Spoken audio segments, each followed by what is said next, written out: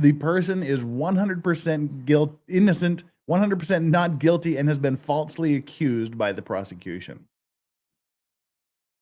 That is where we have to start these analyses. And everybody's just, they're going off and we're a snarky chat here. We're not a bunch of, priests and innocent bystanders. We're a very snarky chat. We poke fun. We make fun of things. We make fun of people. But just go full bore on someone is ridiculous. And you see that happen so much in the other chats. Like, well, just, the defense is stupid. How is the defense even lawyers? They suck. Everybody should, the defense lawyer, she's a slut because she shows her cleavage. She should go to jail. This guy's stupid. He should go to jail. They should all lose their life. That's not how that's not how it needs to be. And that's not how you should approach these things. At least have a damn open mind about things.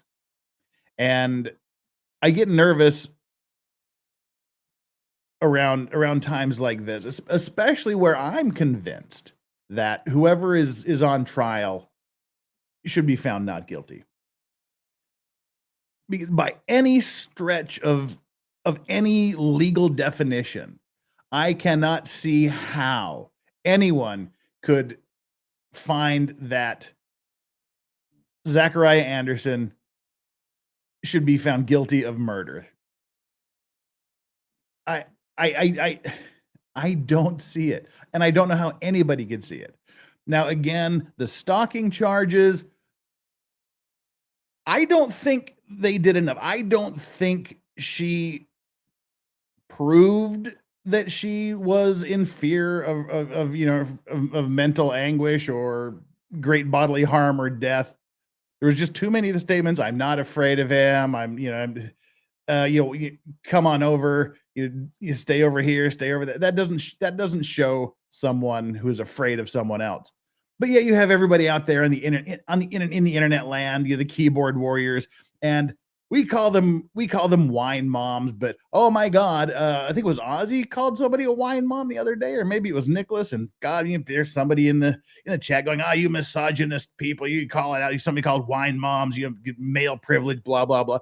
It's just a name. I don't know, call me a whiskey dad. I don't give a shit. But the point of the keyboard warriors that are just out there going, oh well, of course, she's going to say anything it can to prevent the abuse. There was no allegations of abuse ever in this, but everybody out there in keyboard, everybody is exaggerating. A large number of people out there, when you say there's no stalking, she's not afraid of him. She said she's not afraid.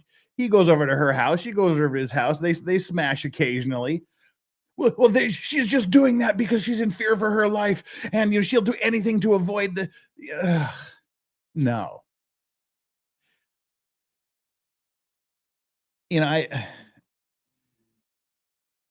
But unfortunately, those people are the ones that end up on juries.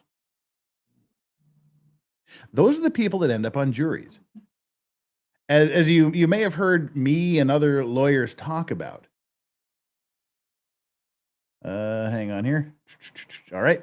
We just got a thumbs up from Chandler, so we have a sign of life from Chandler. That's good. Dang, I lost my oh yeah.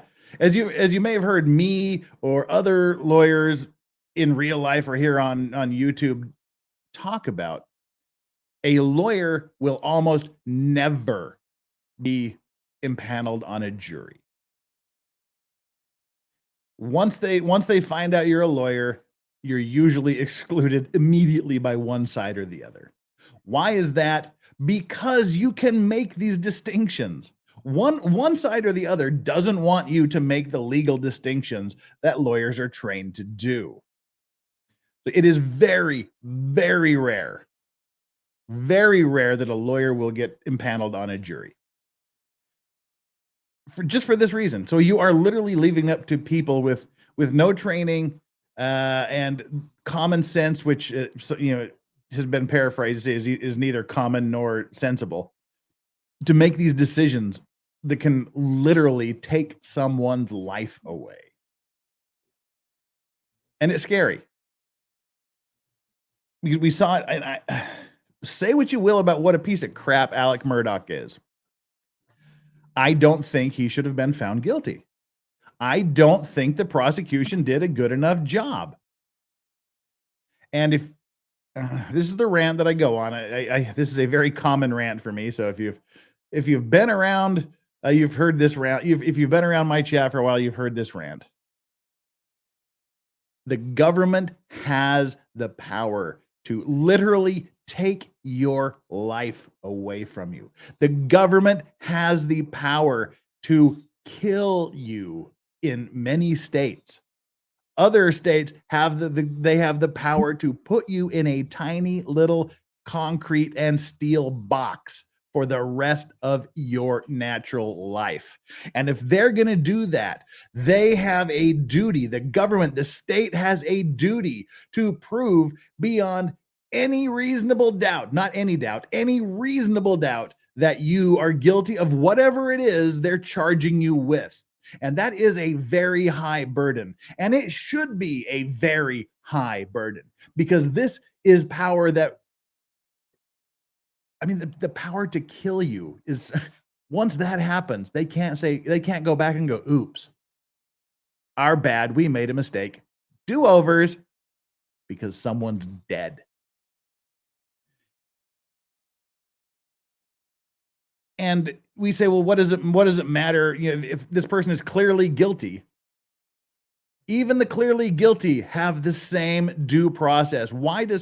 If you catch someone in the act of murdering someone, or, you know, CPing something, you know, whatever, if you catch someone in the act, yeah, you just might want to put a bullet in their head and end it, but we don't have the right to do that. And why not? Because if we do that, if we summarily put people in jail, even if they are clearly guilty from the moment they're first seen, if we do that, at some point, you or someone you know is going to be wrongfully charged with something, and the state will think they have the right and the power to skip to the end because they skipped through to the end on all these other people that were charged. No matter who you are, no matter what you were accused of doing, and whether you did it or not, you have the right to look the government, look the state right in the eye and say, you must prove that I did this. You must show that there is no other reasonable explanation. And as they said yesterday during the closing arguments, if you say, well, he might have done it, maybe he did it, that is not good enough. If you say, it's 50-50, maybe he did it, maybe he didn't, that's not good enough. If you say, wow, it's probably likely he did it, that is not enough. You must find someone not guilty. If you say, gosh, wow, I really think he did it, it looks like he did it, that is not enough. You must find them not guilty. But if you look at someone and you say, okay, no other explanation makes any reasonable sense whatsoever, it's clear, it's cut, I've looked at all of the evidence, and there's not a single explanation that makes any logical sense or any reasonable sense, then, and only then, can you find them guilty of whatever it is they're charged with. And this case is full of nothing but maybes. Gravely, we were joking yesterday about having a drinking game. Having a drink every time he said maybe in his closing arguments. Maybe this happened, maybe that happened. That right there is him, the prosecutor, the district attorney himself, admitting there is reasonable doubt. He could not stand up there and say, he did this, he went there, he did this, then he came back here, he did this with the body, he did this with Van. He said maybe. And as I ranted about yesterday, anytime you say maybe, you are also saying maybe not. And if you can say maybe not, that is not guilt beyond a reasonable doubt. So there is no way I can see that he should be found guilty of murder. And if you're not guilty of murder, you're just by default not guilty of hiding a corpse. And if you're guilty of hiding a corpse, you kind of have had to have, unless you helped someone, you had to have committed the murder. So those two have to go right off the books as far as the way I see it. I cannot see any way that you can find Zachariah Anderson guilty of murder or hiding a corpse. Stalking Rosalio, I don't see that. The evidence, all of the evidence that they brought in about stalking was directed at Sadie. So I don't think there's enough to prove him guilty of stalking Rosalio. Guilty of stalking Sadie, as I said a few minutes ago, I don't think there's enough. For me, I would have a hard time saying he's guilty. But there was enough circumstantial evidence presented that I could certainly understand it if all of the jurors found that he was guilty of stalking Sadie. I wouldn't say, oh my God, that's a miscarriage of justice. Anything other than that, I believe, is a miscarriage of justice. Stalking Rosalio, murder, hiding a corpse, guilty on any of those three, for me, is nothing more than a miscarriage of justice. That's me. That's where I'm coming down. But again, this is a jury. No idea. No idea what's going to be found. Because we cannot predict what happens. And you hear, it goes both ways. There's one holdout, 2 or 3 holdouts that think somebody's guilty. The rest say not guilty. And eventually they persuade them to change their mind to not guilty. But it goes the other way too. There's 1 or 2 people that think he's innocent. And then at some point they go, all right, fuck it, I'm hungry. Let's go home. All right, we'll give you what you want. He's guilty. So jurors, we just don't know. We're going to have to wait and see. Let's see the Law and Crime Network. They have put up their poll: guilty, not guilty, hung jury. See, this is what pisses me off about Law and Crime. Guilty of what? There's 4 charges. 4 charges. I assume they're talking about murder, but if he's guilty or not guilty of murder has nothing to do with the other 3 charges. They're just shallow. I hate that. But let's just say not guilty and see what happens. For fuck's sakes. According to the Law and Crime Network, 1,193 people have voted. They said 13% says hung jury, 19% says not guilty, and 68% says guilty. 68% of them say he's guilty, presumably of everything he's been charged with. It's disgusting that it's that high in my point of view. It's disgusting that 68% of people think he's guilty. But it's also surprising that only 68% of the Law and Crime crowd think he's guilty. And we ran our poll yesterday. And so I thought, should we put up another guilt or innocence poll today?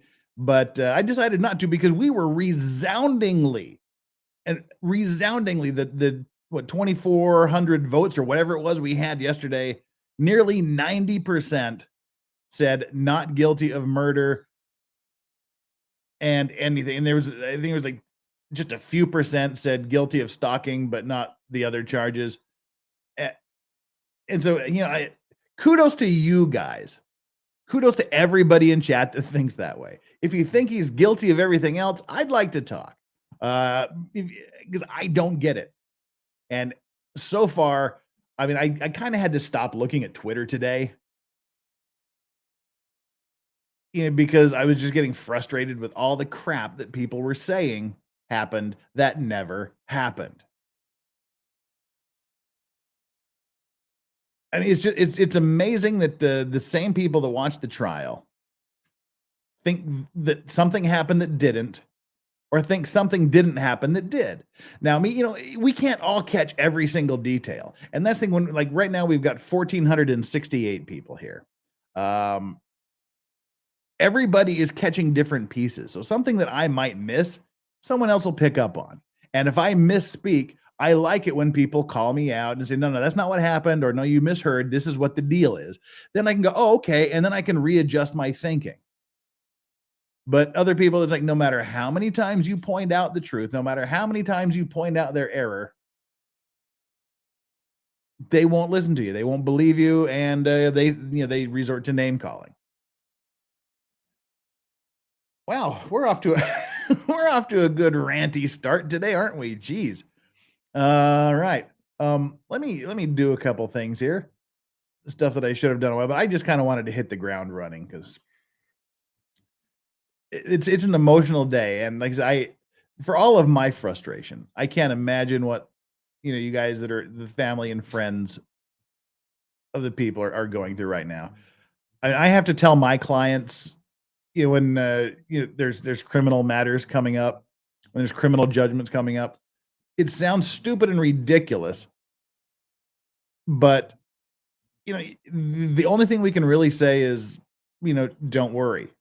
Don't focus on it, because right now, I mean, it's cold, it's crass, but that is really the only thing that can be said, because it's out of anybody's hands other than those 12 people in a room. It's a waiting game. What can be done has been done.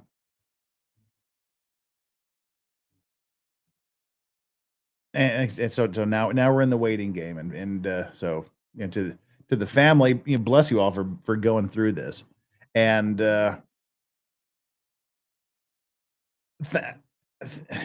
this is weird. I mean, as most of you probably know, we have family members here. Zach's sister, brother, and I guess sister-in-law here in the chat.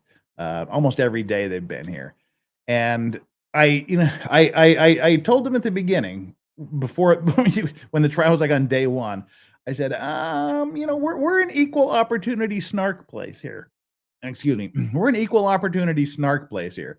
So there may be some things that are said about your family members that you won't like or you won't want to hear, jokes and serious things. But the fact that people still stuck around, I think, is a good testimony to you, the Vice Squad, the other people in chat, that you're okay.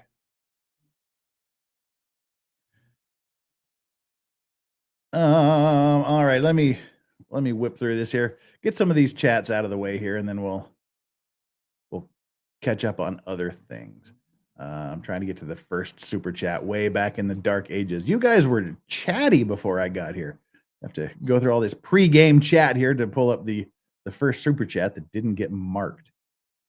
There we are. Hey, Lawrax, you and Nick need to step your game up. Lex Friedman just interviewed Dr. Mommy. When are you getting your interview? Snore. That was so long ago, Tell me they didn't talk about the Johnny Depp trial. Tell me they didn't talk about the Johnny Depp trial, because that was so long ago. That's ancient history. So anyway, okay, now all right, hang on real quick here. Let me get through these, then I got 8,000 thoughts going through my head right now. Legendary Racing says, has Steve had a wood baseball bat go missing yet? It's always Steve, isn't it? Wild Red, whiskey dad isn't an insult because whiskey isn't a woman's drink. Oh, do not go there, Wild Red. You do not want to go there. I can unleash some of the most amazing women on you that would tear you apart for saying that. Whiskey is absolutely a woman's drink. You might be surprised to learn how many distilleries, master distillers, are actually women. You check some of that out. Yeah, I was gonna say, I know you're joking, but I don't know you. I hope you're joking, but yeah, that's some dangerous ground to walk on, my friend. My favorite people to drink whiskey with are women. You better take that back before the whiskey women in chat get after you. Mangs, agree with you. The situation could happen to anyone, and I'm anxious the justice system will let him down, and this guy will go to prison for life. Murdoch was convicted on emotions, not on the evidence, says Wolfram. And that happens. It happens, regardless of the fact that the judge specifically tells them, You may not convict someone on emotion. Sometimes people do. But then sometimes like in Rittenhouse, they come through and go, okay, boom. You know, they have brains, they have smarts, and they apply the law, not the emotions. Xcomer Triple Z, when cats meow backwards, they're actually speaking in tongues to summon their feline overlords from the 9th life dimension. Okay. Thank you for that. And nice mashup of me and Meme Copium there in your profile. Duncan, Idaho, people in general are repulsed by the idea that the most perfect justice system available to us is one which often lets actually guilty people off scot-free for the lack of the state's ability to prove it. And that's the cliche, isn't it? That it's better that 100 guilty people go free than one innocent person go to jail. That's the, you know, that's the trope, that's the cliche, but I absolutely agree with that.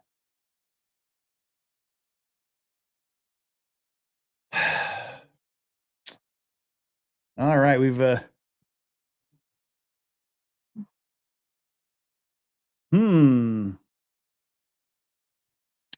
All right, just checking to see if we got a thumbs up from Chandler a while ago. She's been missing since then. So I'm assuming she'll be here in just a minute. All right, hey guys, I have a question for you. Some people are asking for it. Do we need slow chat on, like a 15, 20 second slow chat? I've seen people screaming for slow chat. You know, just quickly put like a 1 if we need a slow chat, and a 2 if you think we don't. That'll do it quickly here.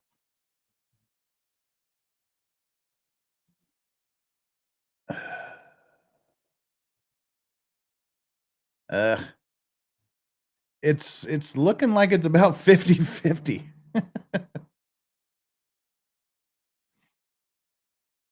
All right. I'll tell you what we'll do. Let me get through these last few super chats, and then we'll, geez, now that everybody's, now that I've got 2,000 ones and twos, it's going to take me forever to scroll back and find the super chats. Oh, God.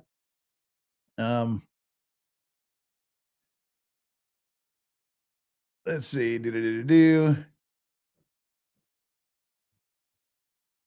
Scrolling back up here. Oh, you guys are so funny. Yeah, I can definitely see we need like about a 15-second slow chat. Because I'm having trouble keeping up now. You guys are so freaking awesome. All right. God dang it.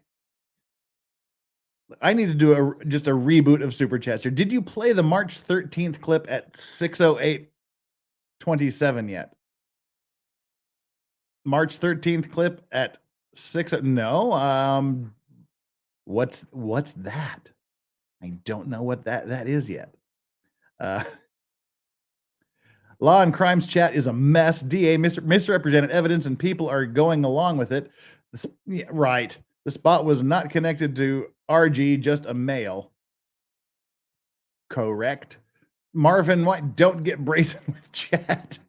KFG. Evidence of stalking points to Sadie manufacturing the appeal of stalking, including Amazon account access. Reasonable explanations. Oh, on whiskey, I can drink many men under the table. Now, see, again, I'm going to step up to bat for the women here, because I will tell you that I have met 3 people. And I mean, this is a weird thing to brag about. It's just in my personal life, I've met 3 people that can easily outdrink me, and 2 of them are women. So I'm not saying anything about women and whiskey other than to praise them for enjoying it, as do I. Oh, we got Gigi there. We just read you. Wild Red, I have 2 sisters who want a word with you. Exactly, Nicholas. Hey, Nicholas, you're here early today. Oh my gosh. If you want in, Nicholas, let me know. Send me a chat and we'll shoot you the link. Uneducated jurors are why we should be wary of juries, says Phil Hogan, and why educated people shouldn't shirk jury duty. One person can make a difference. All right, there's another trigger point. Every time jury selection is mentioned, people are like, oh my God, how do I get out of jury service? You should be honored to serve on a jury. That is your right. that is also an obligation for you to serve on a jury. I mean, you are part of the underpinnings of a just society. You should embrace it. It's a pain, it's an inconvenience, but jury duty should be treated with respect and honor. And I know I'm like one of 4 people on planet Earth that think that. Like I said, I'll never be able to sit on a jury. 1, because I don't live in America, and 2, even if I did, they wouldn't let me because I'm a lawyer.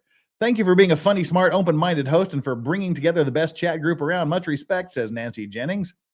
And Wild Red Rose, first, the only thing Zach is guilty of is bad hairstyle. 2, the reason I used women was YouTube censors my ability to use a 5-letter word starting with B. Okay, just double down on that. You're awesome. The clip is Sadie mentions JR has 2 cars. Oh, yeah, the 2-car thing. Yeah, okay. JR had 2 cars. And I mean, people were saying, well, how come they didn't check the other car? I don't know if they did or didn't, but they certainly didn't talk about it. So, no telling why. Jonathan, DA should have put more irrelevant stuff into evidence. More evidence means more guilty. Murdoch trial. They put just about everything irrelevant they could in there. Can you volunteer for jury duty? No, it's all pretty much random.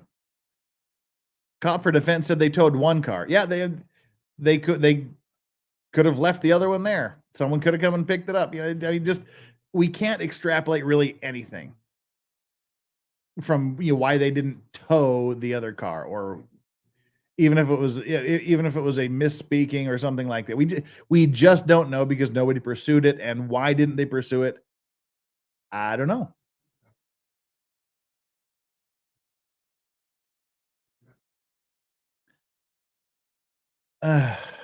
All right, let's see. We got another message from Chandler Remington. On my way, getting ready, coming soon. All right, I am going to, for those of you going insane here, I am going to put this just on a like 15-second slow mode. I mean, nothing serious. We certainly, it'll slow it down enough, I think, that people won't go crazy. You can put it on top chat as well if you want it to slow down even more. But don't want to. I hate that when people put on like 30-second or 1-minute slow chat, and you're like, I got something to say, and I got to wait 45 more seconds. So we'll be reasonable here. Slow mode for. We'll just do a 15-second. All right.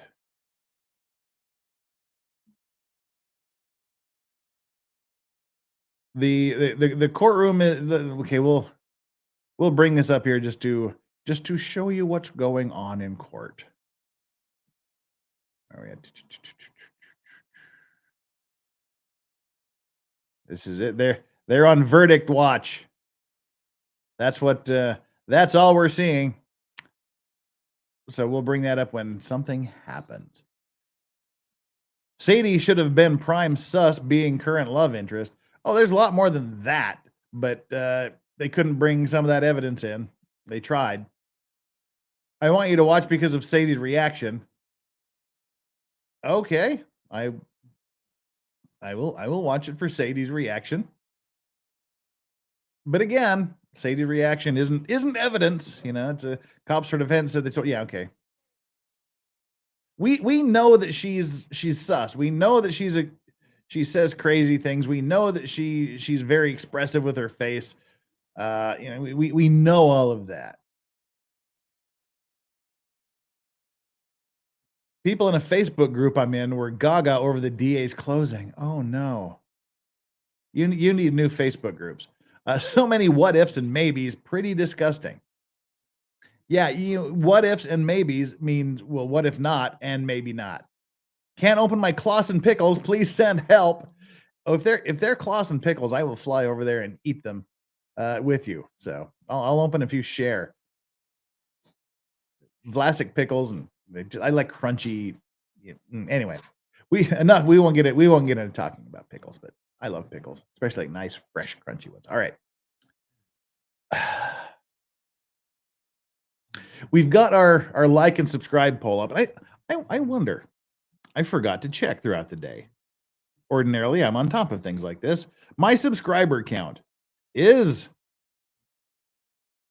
We are 2 subscribers away from 36,000 subscribers.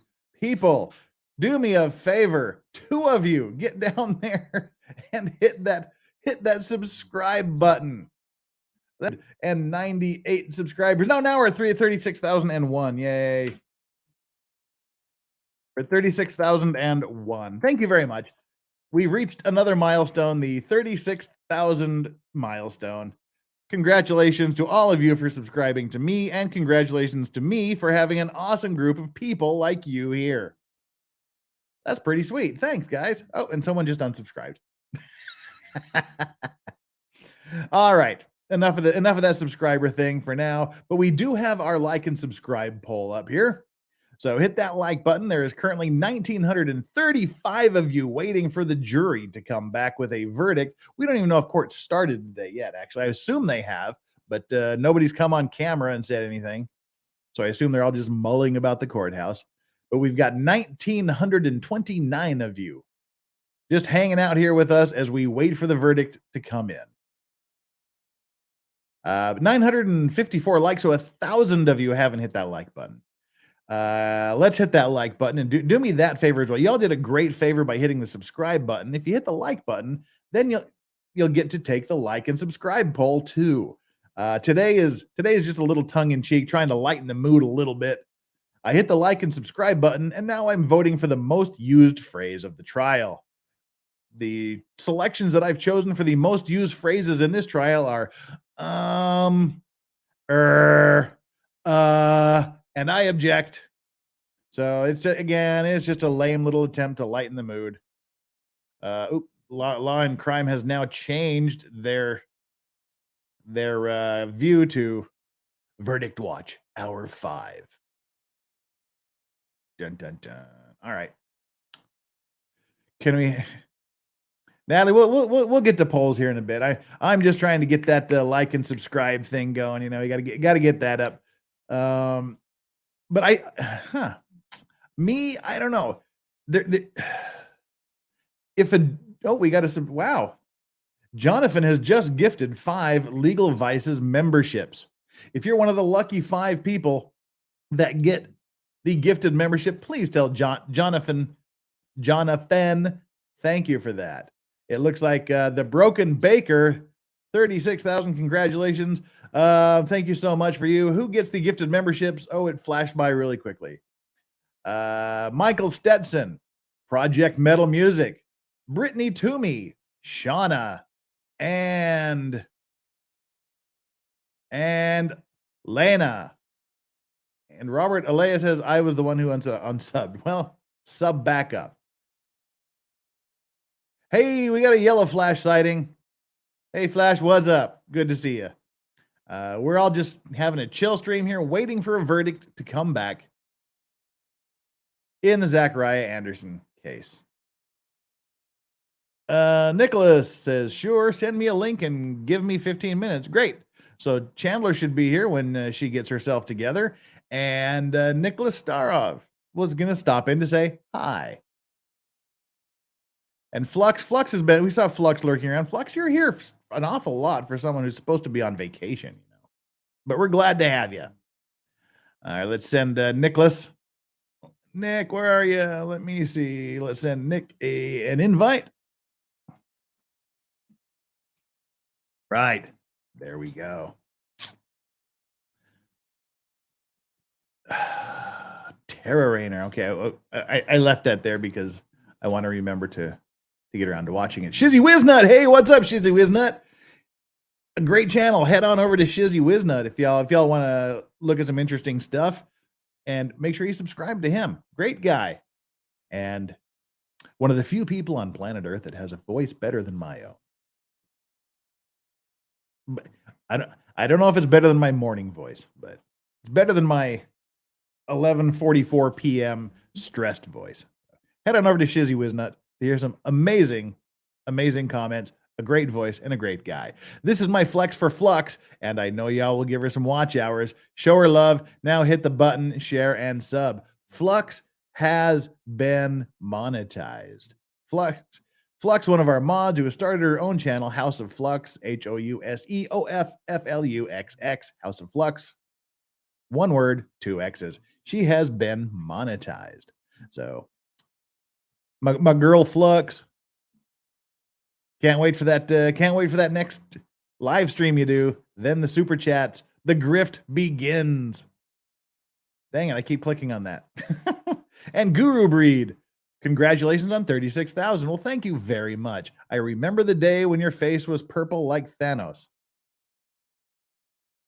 Oh yeah, that was like one of my all-night streams, and I had the balance all set for dark, and then the sun was coming up out of the ocean. Like the ocean is literally across the street from my house, and the sun was reflecting off the water and just bright, and it was turning my face purple, and it was, yeah, I remember that. The rays of the sun.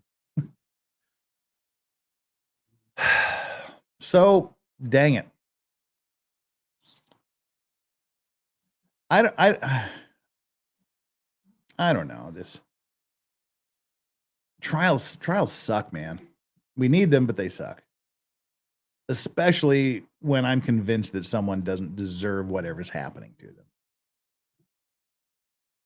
And as I was going to talk about this a while ago, and I don't want to draw too much attention to it or harp on it too long, but genuinely, the first thing that I did, the background information stream that I did on this trial before it started,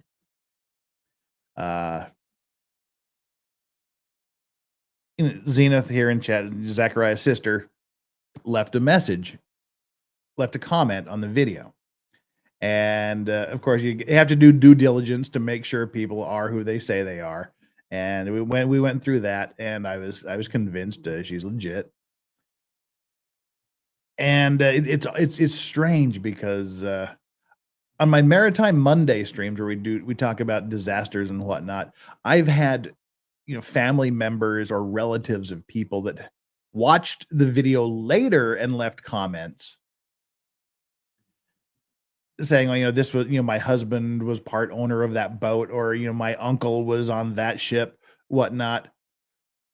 But I've never had family members in a chat when something is momentous and important to their lives as a murder trial is going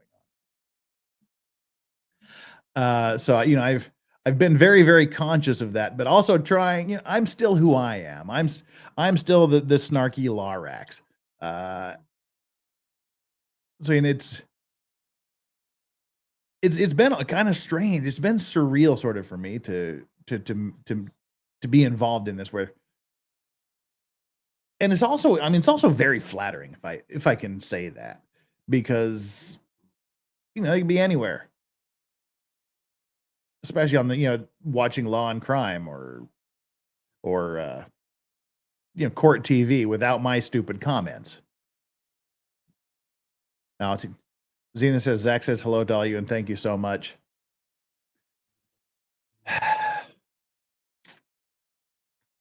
Show the dogs more. Dogs are sub-magnets. They're kind of sort of over here on the floor, right? No, not going to be. So we're going to have to. Okay, this is a total shift. We'll talk about dogs here in just a second. But yeah, so I just, I wanted to thank the family for being here. Like I said, even though we're very irreverent, we joke, we poke fun at everybody. Even though for you it's not a situation that has any particular humor at all. I appreciate you for putting up with us. And I don't want to get too serious, but yeah, seriously. Okay, that made sense. I don't want to get too serious. Seriously though. You know what I mean.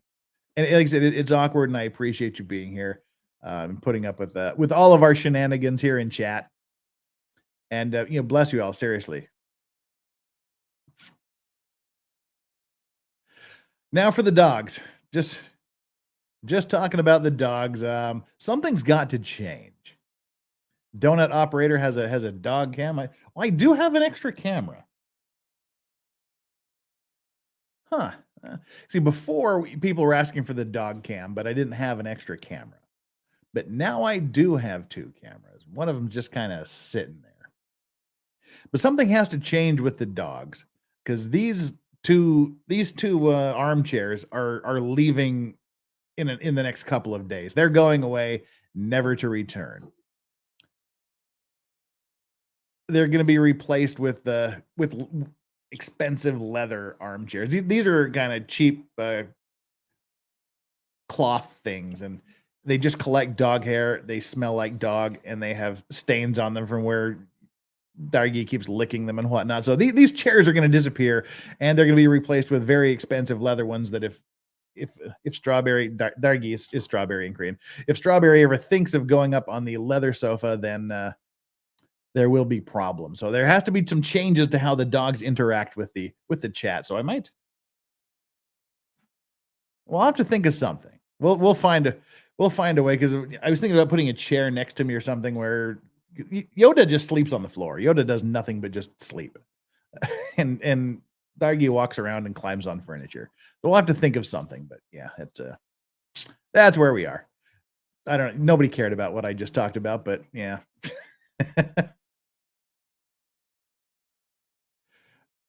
No, there actually are. There are some. I mean, you can see like there's green throw things I keep over there, but even they, I mean, they're just starting to smell like dogs, and those are my favorite little throw rug thing. So yeah, I'll think of something. In the next couple of weeks, I'm probably going to be moving my studio to another room in the house. I don't know. There's lots of things that are going on in my head. I just need time to think about it. So we'll see. But there's changes afoot, and I forgot that I had this second camera up there, so we can find a way to do a dog cam somewhere. Well, see, in the other room that I'm thinking of using as a studio, there actually are 2 other chairs in there, and that's where they hang out in the summertime because the sun pounds down on them and they just chill out on the chairs. We'll get the dogs will still be part of this. So there we go. Well, now what I wanted to do, seeing as how we're well into this, and we got another chat going here. What do we got going here? All right. Sorry, just getting another message from people. We'll do it. There we go. Boom. All right. Chandler should be joining us. Nicholas will be joining us here soon. As soon as somebody joins me, what we'll do is I want to go back and watch the opening statements again. Madita Finn says, "How many rooms do you have?" Well, this is actually 2 rooms here. This brown part here that goes across the floor, this is actually a room divider. You know, like the traditional, Oriental sliding doors. I took out the sliding doors and just kind of put them out here on the veranda. So this is actually 2 rooms. So there's these 2 rooms, and then I have the master bedroom and the guest room right off the master bedroom. So there's like 4 bedrooms, the kitchen, the living room. So I'm thinking of converting the guest room into a studio. It's smaller, and the lighting is better in there. So that's kind of what I'm thinking about doing. My dogs are 6 years and a couple of days. So yeah, oh, sorry guys, I forgot your birthday. I always forget their birthday. I remember the day they came to the house. But yeah, they're 6 years old, which is unfortunate for bulldogs. English bulldogs have been so genetically abused and twisted and perverted that they live 8 to 10 years. So, it's kind of sucks when you first get them, you think, oh God, 8-10 years, that's forever. But then when you're 6 years in, you're like, oh crap. So sadness there. Doggo birthday show. Oh, and for those of you keeping score at home, the next F at Friday will be 2 weeks from this Friday. Just calendar that. And as I was saying, yes, I need to put up a little crawler or something here, for everybody that says what's going on here.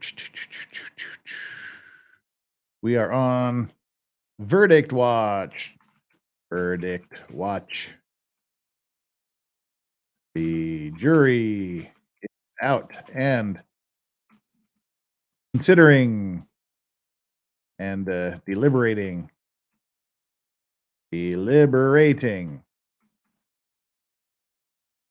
All right, save that and scroll. Boom, there we go. Verdict watch. The jury is out and deliberating. And for those of you that have been waiting for a gorgeous, sexy woman to come on stream, here she is. It's Nick. Never mind. Never mind. Look different. Look different backstage. Yeah. Ta-da! Surprise! Hi. How you doing? I'm doing good. I'm doing good. Much better today than yesterday. What? Oh, good. I didn't clip on this. Pond Walden, where'd your chat go? Anyway, asked, here it is, jury takes notes during opening statements. No, the judge, because opening statements are not evidence. So the judge said no taking notes during opening statements or during closing arguments. Because it's not evidence, so they don't get to consider what was said as evidence. How's your day going over there in Sweden? Well, I am having a nice day off because I didn't get one on Monday as I was supposed to. Because as normal, when I take days off from the union stuff, the phone is off the hook. And well, they have called me just a half a dozen times this morning. So well, well, welcome to my life. Hello, Fedor. Really like their coffee. Everybody likes their coffee, don't they? Yeah. All right, well, now that I have a guest here, I've been waiting. Okay, we have Salty Roaster, I believe, is a new member of the Clean and Sober crew. Thank you very, very much. I got to go back here through the super chats and make sure I've got everything because they were coming in fast and furious for a bit. Just double checking when cats meow backwards. We got that. Evidence long crimes chat is a mess. Of course, we got that. Thank you. You got all the thank yous. Want to watch people in the Facebook group? Sorry about this, guys. I just want. Oh, no, I didn't get everything. Wow, we got lots of things. Oh, God, Xcomer, you really want me to put that up there, don't you? Mads in the chat says maybe Niklas is the one who should place his phone in the freezer. Okay. No, Vices might be accused of murder if I do. Yeah. If I'm like I told my ex-wife when she accused me of cheating on her, I said, well, if you're going to accuse me and I'm not doing it, then I'm the idiot in that equation. So yeah. If you're going to accuse me of it, I may as well do it. I never did because I'm a good guy, but certainly makes them quieter when you do that. You know, Xcomer, and again, I'm not doing this because I agree. I'm just doing it to shame you. What is mukbang? Is it related to bukkake? No. Now, for those of you that saw, Friday I'm going to be doing a special mukbang, which is it's something that a bunch of fat Koreans started by just shoveling as much food as possible in their mouth all the time on stream. I said I would never do it because it's horrifically demeaning, but Mean Copium over in Japan posted a picture of this new thing from Kentucky Fried Chicken from KFC called the Triple Down Burger, which is one fried chicken patty, some pickles and sriracha sauce, one fried chicken patty, some cheese and some chili sauce, and another fried chicken patty, and dared me. So me being me, I said, okay, so Friday, that's what we're going to do. We're going to, because I need a chill stream. It's just been stress for a month. Been working all day, coming home, working most of the night, doing this and getting about 3 or 4 hours sleep. It's time for a chill stream on Friday. So we'll be eating that. We'll be doing a mukbang, a review of KFC's Triple Down Burger and drinking Korean soju. So that's on Friday's menu. Plane ticket to Korea. No. Well, if you wonder, this is how I normally brew my coffee and fill this up, then I'm good for the day. Well, what do you do in the afternoon? That's about a morning's worth for me. Oh, okay, very good. Fair enough. Fair enough. Can't argue with that. Yeah. Righty. We are the second most coffee drinkers in the world. I don't have the number in front of me, but it's only the who's Finns. number one? Finland. Huh. Yeah. Oh, my Finnish pipe maker, Frost Pipes, Mikko. He sent me like some Finnish coffee that was about the same grade as car battery acid. It was great. Yeah. It was like from some forest up there. It was amazing. Tara Rayner says your subs will increase if you play the clip here, please. we got time. Relax. We've got nothing but time here today as the jury goes through the deliberations. I'm just trying to make sure we got all this so that we can jump into what I really want to do here. By the way, did you see the picture I sent you yesterday? I did. Yeah. If anything creeped me out in this trial setting, that was creepy. Can you share that while I scroll through here? Put it up here in the chat, and I'll bring it just the same way you do it. You just click the present button and put the file up. Oh, say, just like open it up and do the present. I have to because I have it on another device. So okay, never mind then. No, I'll just copy it from Twitter. Present. Southern Mom. Says, I don't want to present this as a slide because other pictures might show up. Yeah, be careful. Very happy that I found your channel. Your guests in the chat make my work from home more enjoyable. Also, prayers for NG for Zach. Thank you for that super chat. Let's see. Is it slides, video file, share screen? That's the three I have. I have no. What? Right at the very bottom. It's like there's the present and it should be a share screen. Yeah.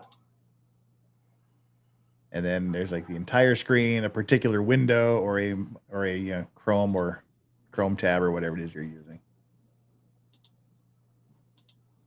That one there. Okay, good. Thank you. We'll bring that up here in just a second. Marv White says, "Got ya day, birthday for a dog's brother." I'll have to check. I think they were born on like the 19th of March. I have to go back and check. I usually just celebrate the day they came to the house.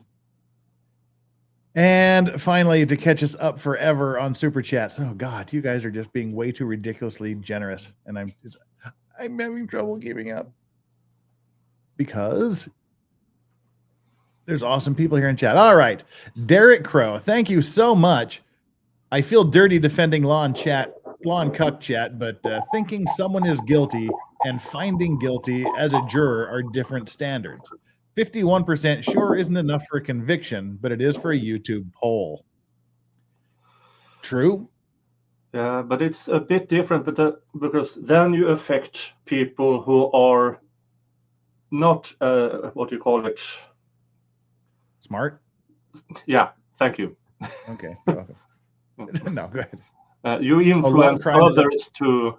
You influence weaker-minded people to believe that's enough. Yeah, law and crime is up to 90% apparently. All right, now this has been going around the internet. I first saw it from Nicholas, and then it started showing up as the day went by. If you recall, Sadie knew Gutierrez for a couple of months, and they weren't even serious. He disappeared on the day that he wanted to say, let's take this to the next level and be more serious. They weren't even an exclusive, monogamous, been around a while couple, but someone snapped this picture of Sadie's truck. As long as I breathe, you'll be remembered. Rosalio Gutierrez Jr. This is on the back of her vehicle. Ew. Yeah, just ew. That in itself is creepy. But now remember, this is the environment the daughter is raised in. Yeah. And the now daughter gets to see this every day on the car. Yeah. Yeah. I don't like that. No. That is creepy. If anything is spelling out stalker behavior, that one is. And I'm sure she believed they were very serious. I'm not so sure he was as serious as he said He clearly wasn't. He was talking to 3 other women. He was talking to 3 women at the same time. That we know of. Yeah, that we know of. Tyrell Dunn says, how about a poll to see if people thinking Sadie is the one responsible? I don't know if I put a big laughy face at the end there. Doesn't seem very far outside the realm of possibility at all. We'll just we'll do some more polls here in a little bit. Yeah, because she just got, according to herself, out of a relationship where Zach supposedly had cheated on her. Now she finds a guy who she thinks is all heaven on earth. Well, it became the other way around, but what is there to say that she didn't find out?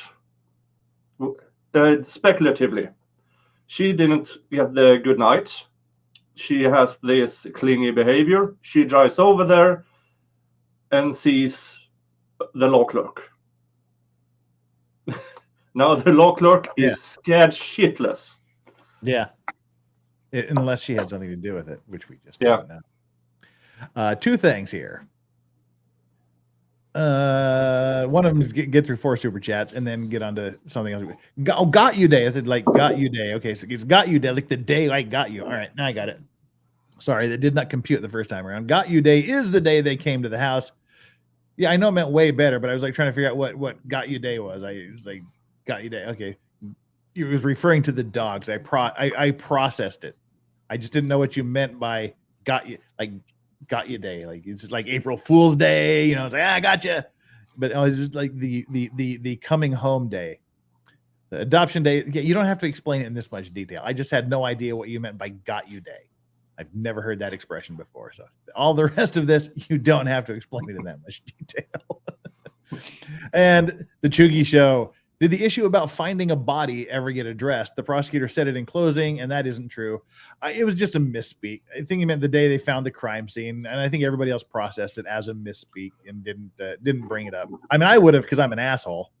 I just said, see, even he's convinced himself they found. I would have mentioned it in a snarky manner, but apparently, and he had more. All the other lawyers. He had more than one of these Freudian slips or wishful thinkings that slipped out of his mouth during the closing, and I would have Freudian slip.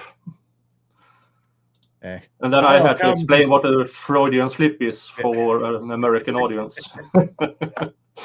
Sorry, I'm just kidding. Kidding. Scory asks, has the verdict come in yet? If the verdict had come in yet, 1, we'd be watching it, and 2, if it came in a while ago, I would be asleep. So no.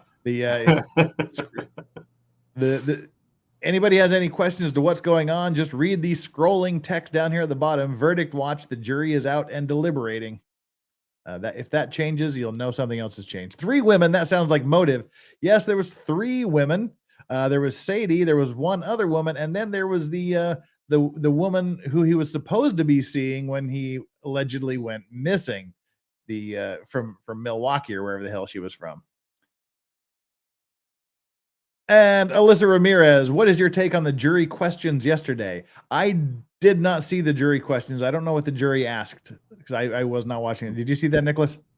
Yeah, they were asking about timestamps of the photos in the computer and timestamps of the video in the sex computer, and both hang on.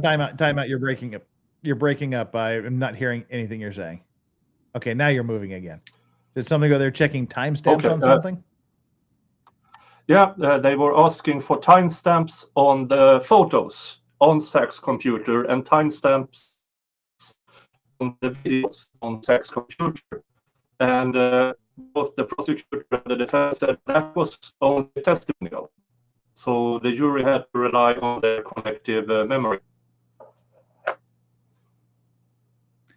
Weirdly, you broke up at exactly the same place. You literally broke up at exactly the same place the first time you explained it. No, I'm checking.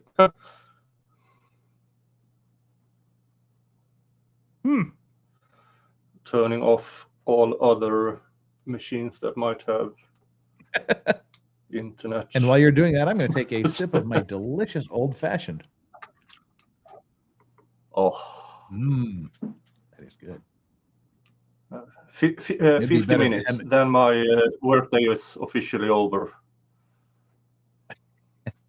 Well, my old-fashioned cocktail would be better if it hadn't have been sitting here in the ice melting for the last hour. Look at me. I forgot I had a cocktail in front of me. Shame on me. All right. So you were saying there was timestamps on something about Zach's computer. Yeah, timestamps on photos and video on Zach's computer. Okay. And both the defense and the prosecutor said that was only testimonial. So there are no timestamps presented to court. So they had to rely on their collective memory. And that was actually very interesting that that wasn't presented. I didn't think of that. Yeah, I didn't either. Huh. That means, but that shows to me that I like that. Yeah, go ahead. No, go on. No, you said it means to me. Come there and say hi. You said it means to me. What does it mean to you? Means to me that the jury is. It means to me that the jury is on top of it, and they are thinking of things that I believe most people haven't thought of. That's what I was going to say. I would say that's encouraging and good because it shows the jury are seriously considering the issues, and they're a savvy jury. They would be thinking of things like, you know, if Judge Schroeder was on a jury, he wouldn't be like, now let me look at the metadata on that. What are the timestamps on these? He just wouldn't think of it. So this is showing a tech savvy generation, a group of people that are on top of it and they're looking at issues. So that's actually really encouraging. Here's an idea. If they are checking, remember the daughter testified that she was doing tracking. If they remember the date she said that happened and they want to check timestamps to be assured that it wasn't the daughter who did it, not Zach. Could be. Yeah. Pure speculation. Yeah. But not just as the prosecution's case have been pure speculation. Just like the prosecution, right? All right. If guilty, any grounds for appeal, says Vince Clortho. I think there's lots of grounds for appeal, but what are you doing, dog? But appeals are for losers. You know, the success rate on appeals is very, very low. But there's always grounds for appeal. Whether or not the appellate court agrees with you is a different story. Stingy. Tweet out when or if it does, if and when the jury comes back, in case we can't stay. Yeah, we will. Because usually they'll give you like a half-hour warning or a 1-hour warning. And so there'll be plenty of time to tweet things out and let everybody know. Captain Chromo, if they're debating / asking questions about the stalking charge, it makes me think that they're not guilty on murder. If guilty on murder, easy stalking ad. I hope you're right. Shannon 7, Shady Sadie, in my opinion. Sorry, but that's my impression of her. You don't have to be sorry. Praying for Zach and also all kids affected in both Zach's and Junior's. Yeah. For kids. 68 SBC. I'm local to this. Everyone I know who isn't following the trial says the local news makes him out as guilty as sin. Of course, that's what media does, and shame on the media for that. I mean, even the title of the law and crime video of this. What is it? What are they calling this? Obsessed ex-boyfriend murder trial. Gee, not projecting much there. It's and see, I started out. Go ahead. Yeah, it's clickbait. They do it for views and clicks. And guilty sells better than innocent or not guilty. That's exactly it. That's why the disconnect is. Your coverage makes me think they didn't prove their case, and there's many holes. Why the disconnect? They have to sell their programs. They have to sell. They have to pull you in. Yeah, and that's why like these evil creatures like Nancy Grace. I don't know if you've ever seen Nancy Grace, Nicholas, but she's a demon. She's a former prosecutor. There's a big talking head. She used to be on Fox, and now she has her own little podcast because nobody wants to touch her. And she just like. If you've been accused of anything, she's down your throat, just telling you how guilty they are and how all the evidence points at them. It's just all clickbait. It's all just her, the media wanting to sell these things, and that leads to the miscarriage of justice we were talking about at the beginning, where people are so trained by media to think that if they've been charged with something, if they've been arrested for something, and if they're in court for something, they must have done it. Otherwise, the cops wouldn't have arrested them and charged them and prosecuted them, which is exactly the wrong thing. Yeah.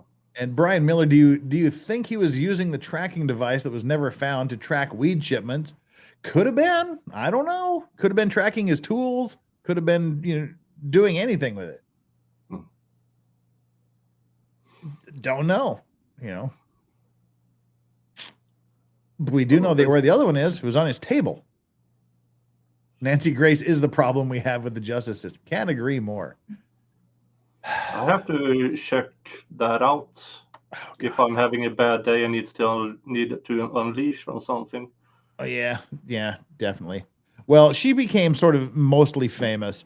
There was Duke University had 4 lacrosse players that were accused of graping a woman, and they were absolutely pilloried. They were absolutely just railroaded, kicked out of the university, charged with all these crimes. They, I believe one or more of them had attempted. I may be wrong. Had attempted to delete themselves, or it was just horrible. And it came out. And she was leading the charge against them. She was all over television talking about how they were clearly guilty, how they were doing all of this and just destroyed their lives. Turns out it was absolutely false. Absolutely a false accusation. She's just a slimy person. I hate everything about her. Yes, their lives were destroyed. I hope Nancy Grace burns in hell. And see, that got her the views.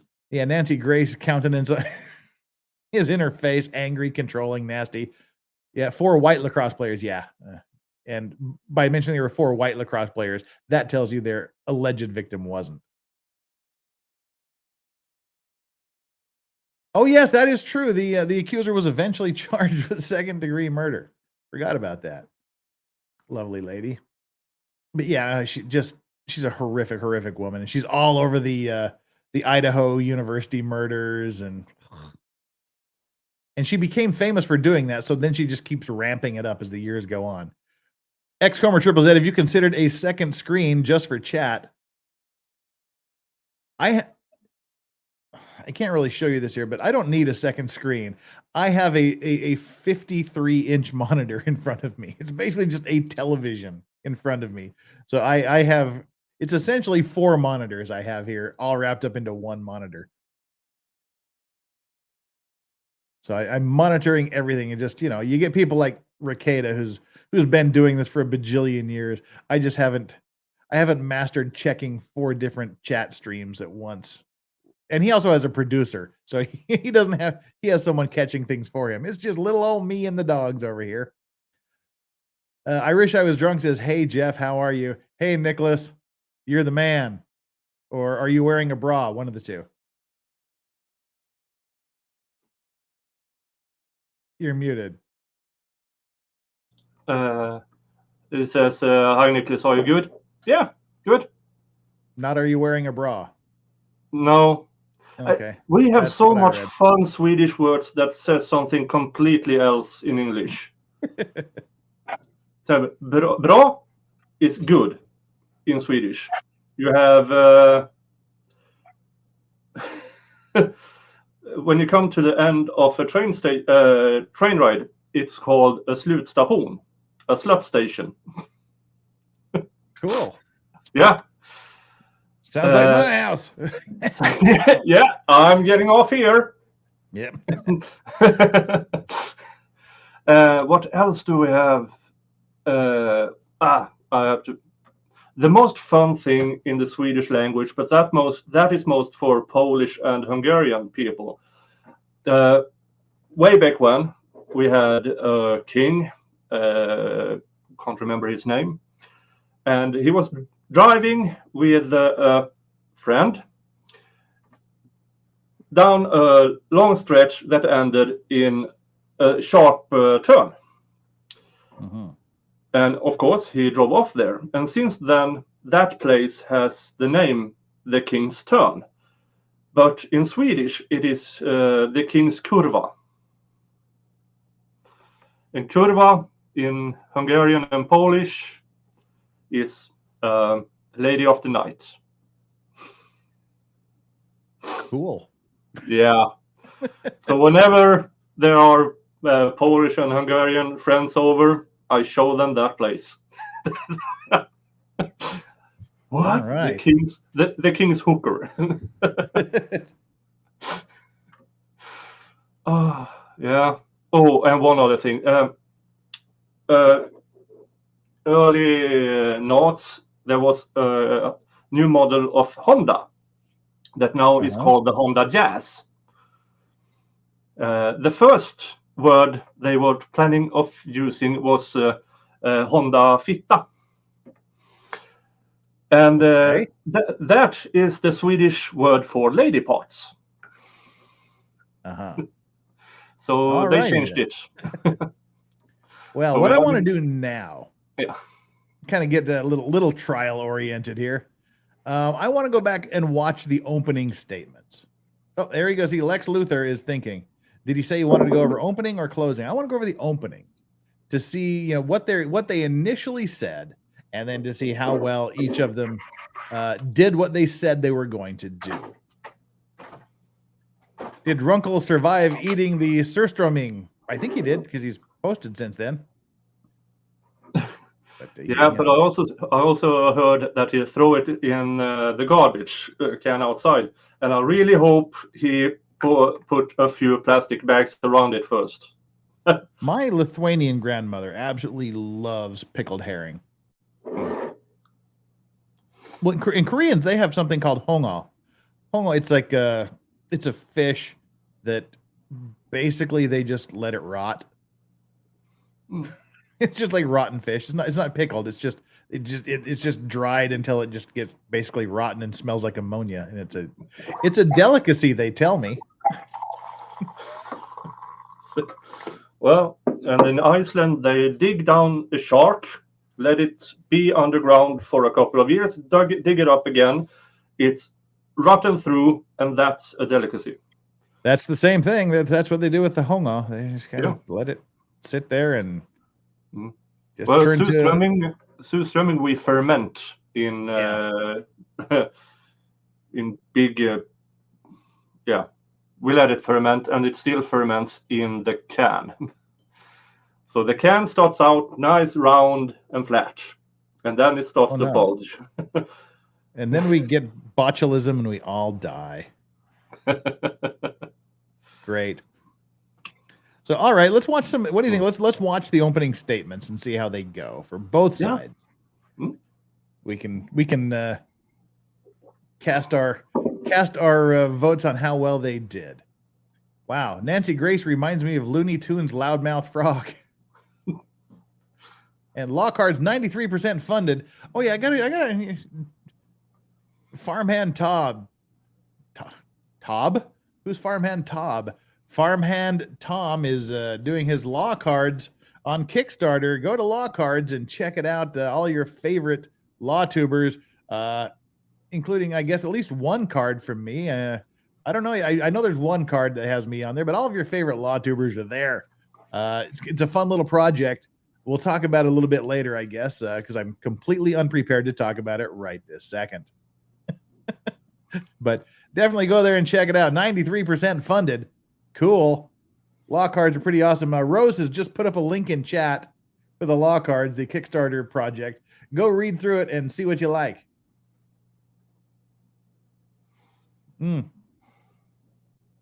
All righty. Now we're going to bring up the opening statements for the prosecution. And just to chime in when you want, Nick, and we'll stop it as need be and comment as we go through, because we've got nothing but time. And as soon as there's any movement on the jury questions, anybody in court does anything, we will let you all know. Currently, the only view we have is this one right here. I'll let you know if anything changes.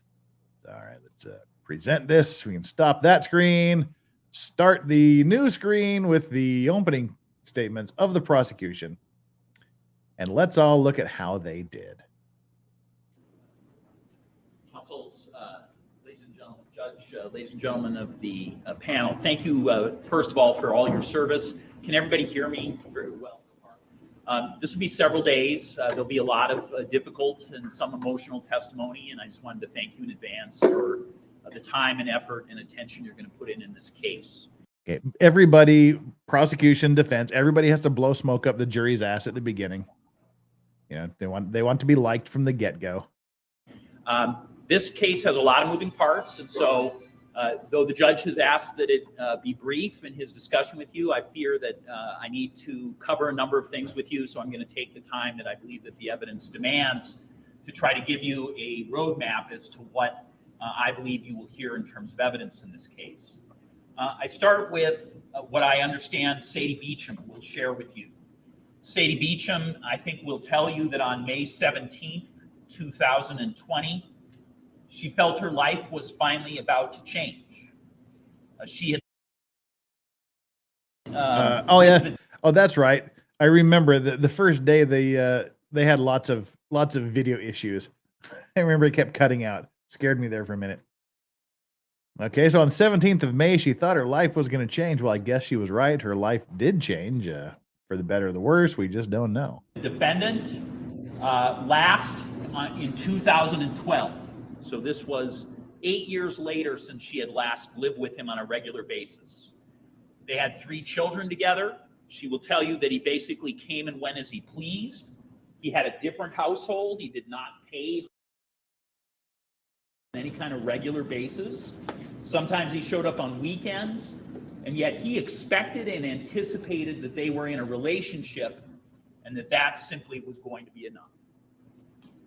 In December of 2018, she didn't want to live that way anymore. And so for a variety of reasons, they broke up. And so that relationship, that separate houses, you come when you want, when you mess up, you just beg me for forgiveness or do a gesture that tries to get the same situation where you're always in control, was going to be over. And so for a few weeks, they didn't have any contact. And then slowly but surely, the defendant wanted to have visits with his kids, which of course was fine with her. And he touched with her on a regular basis, trying to get back together with her, again, trying the cycle of trying to get forgiveness and everything will change.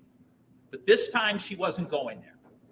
It doesn't mean she wasn't nice to him. Doesn't mean there weren't times where she tried out of kindness to explain why this relationship was not happening. Doesn't mean she, didn't have feelings for him in some way, shape, or form based on their history.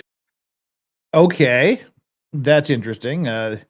Here, this is sort of shooting their stalking arguments in the foot. They're still amicable, still talks to him. She still has feelings for him on some level. I don't know if that describes someone who's a stalker. Oh, I'm being stalked by someone that I have feelings for that comes over, that we still contact and are amicable with each other. Yeah, I watched Sadie's testimony again just the other day. I don't remember her saying they broke up 2018. Well, she did say like 2017 they stopped living together, stopped dealing together, and he disappeared for a while. But there was no point that I recall her ever saying, "Look, don't ever talk to me again. The only time I ever want to hear from you is if you have questions about the children." Yeah, she indicated that during her testimony, but no emails, no texts. Yeah, verifies that. And looking at the back of a van, well, we now know, we might know why that story might or might not have changed under the years. Wow. Let's continue. History, but she was ready to move on. And by February 17th of 2020, she was on a dating site and she met somebody where she thought maybe this will go somewhere. The person she was in contact with was Rosalio Gutierrez. Now, he was from Kenosha, so there was that was a drive to sort of see what she was going to be able to make of this. But he seemed to love his kids and to have a relationship with his kids, and she liked that it might go somewhere. Now, this is the early weeks of this. Now, this is something that, I mean, this is just an observation, and I don't know if it's just the way the camera is or the lighting is, but to me, and this is just a random object. It looks like from this picture and from what we saw yesterday, it looks like he's aged about 10 years in the last 4 weeks. Yeah. And again, it just may be the lighting, the way it looks, but he looks like he's aged a lot in the last 4 weeks. Yeah. I should find the comparison somewhere. Yeah, I'll try to do that meanwhile. This maybe relationship, right? It's not exclusive. And so she doesn't feel like she wants to share that yet with her 11-year-old who turns 12. And she certainly doesn't want to share it with the defendant, who is her ex. She knows him, and right in the sense that what I'm going to talk about next in the evidence, I'm going to ask you to look for a certain pattern. I'm going to ask you to consider whether the defendant, as I outline the next grouping of incidents, is an individual who shows by each of these incidents that he is overwhelmed with jealousy. You'll hear a number of communications where that is clear even from his own mouth, and that he has an overwhelming need in that jealousy to be in absolute control when it comes to safety. Each of these incidences can be characterized as a gesture where he demands control, and as he loses control, we'll talk about what the evidence shows comes next. Okay, so buying her flowers is him demanding control. I don't think that was shown very well. Any particular comments? No, not much. Why didn't Schroeder give him time limits? Because he didn't want to. That's the like time limits on opening. I mean, that's actually a very uncommon thing in my realm of experience. Just put time limits on things. They'll put a time limit on the trial, but as you've seen, that can change very easily. But to say you get an hour to do your opening, things like that, it's uncommon from my experience. And by far, the pad of pig's foot is edible. I've only eaten one pig's foot, bought from an ice cream truck in 1989. There's a lot of cultures that eat pig feet. Koreans, they're all over the pig's feet. Yeah, and there's pickled pig's feet up north. Everything is pickled in like Scandinavia, because it's like winter for 11 and a half months of the year. Summer is the best day of the year. Yeah, that's what we say in up in the Rocky Mountains of Utah. You've got almost winter, still winter, and July 24th. And speaking of someone who's not old and ugly like us, it's Chandler Remington. Hi, everybody. Hi, Chandler. You're looking very Audrey Hepburnish today. Am I? Oh, I wore this out last night, and I was just like, I might as well wear it again today. So nice to see you guys. Hi, Nicholas. Yeah. Hi, Jeff. Good. Oh, I like the hat today. Well, thanks. We've got Audrey Hepburn from Sabrina here with long hair. Well, I'm very flattered to be comparing. Incredible. Audrey Hepburn, big fan. All right. We are watching the opening statements to see what the sides managed to not to prove, to see if they did what they said they were going to do. We're just kind of reviewing and comparing the opening statements to how things played out during the trial. Let's continue. More and more irrational each time, more and more disturbing. That's what he does when he's jealous. And then I'm going to ask you to take a look at whether the defendant in each of these incidences shows you his determination to have absolute control by using every tool available. Using human spies, a person named Steve Lentz, he texts as a lookout for him.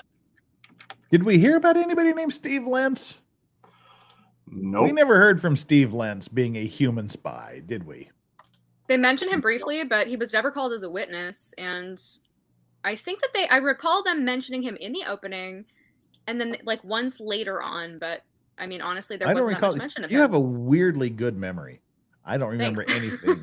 Yeah, no, you're always like telling me things that oh yeah, okay, I never got that, or I never heard that, or I don't remember that. But I don't remember him ever come. I don't even remember him coming up during the opening until we just heard it. Well, but there was no Steve Lentz called as a witness. Yeah. Oh, sorry. Oh, well, I didn't mean to interrupt. Good for you. When I watched the opening statements, I took notes and I wrote down Steve Lentz, and I was like waiting for him to show up, and I was just like, where is this guy? Like, you know, so.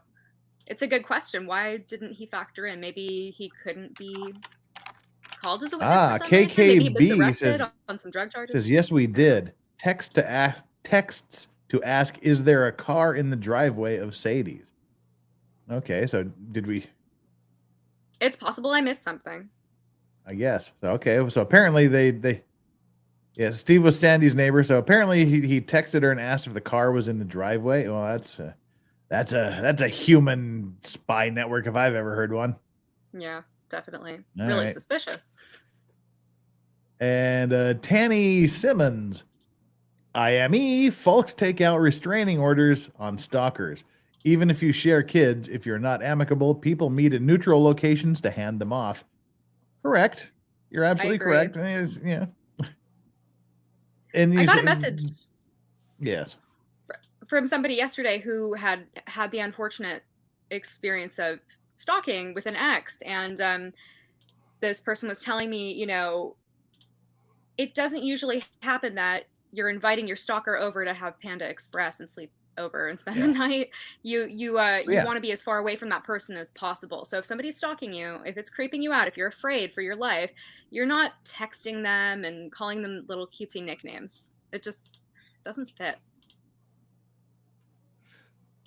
Well, and see, that's like the people in like Law and Crime and other places are saying, well, of course she's going to do that. And I've seen this numerous times in the Law and Cuck chat. Of course she's going to say that, and she's going to do that because she's deathly afraid of him. And so she's saying these things and doing these things to avoid being beaten up and abused by him, when that was never, ever, ever even an issue.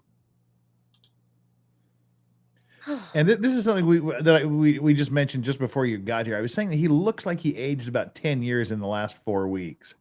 And Nicholas has kind of presented that. You see, this is like first day and then the last day.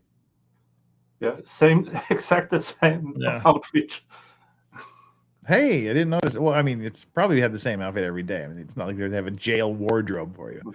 But yeah, it's definitely lost some weight. Sleepless nights. I mean, that's tragic. I can only imagine how stressful it is. It must be. It's unimaginable. Well, yeah, quite literally. All right, well, let's continue with this here. Oh, by the way, someone said she needs a channel. Adriana, she has a channel. I do. It's brand new. Remy _ legal at Remy _ legal, or just search for Chandler Remington in YouTube and you will see her there. I'm very happy to be here, and I'm going to be putting up one new intro video this week. I don't have any videos up yet, but I will soon. Look forward to new content. And Nicholas also has his channel. Say right down there, his name, Union Rep Lawyer. And obviously I have one because you're watching me. Everybody get down there and subscribe to these guys. They definitely need it. They're definitely awesome people. They're gonna be around for a good long time. So let's welcome them to the YouTube community by subscribing to their channels. Yeah, and Nicholas has great content. 11. You guys need to check it out. Like I said, anybody that can make not putting a guardrail on a warehouse a funny, hilarious story for 15 minutes is a good storyteller.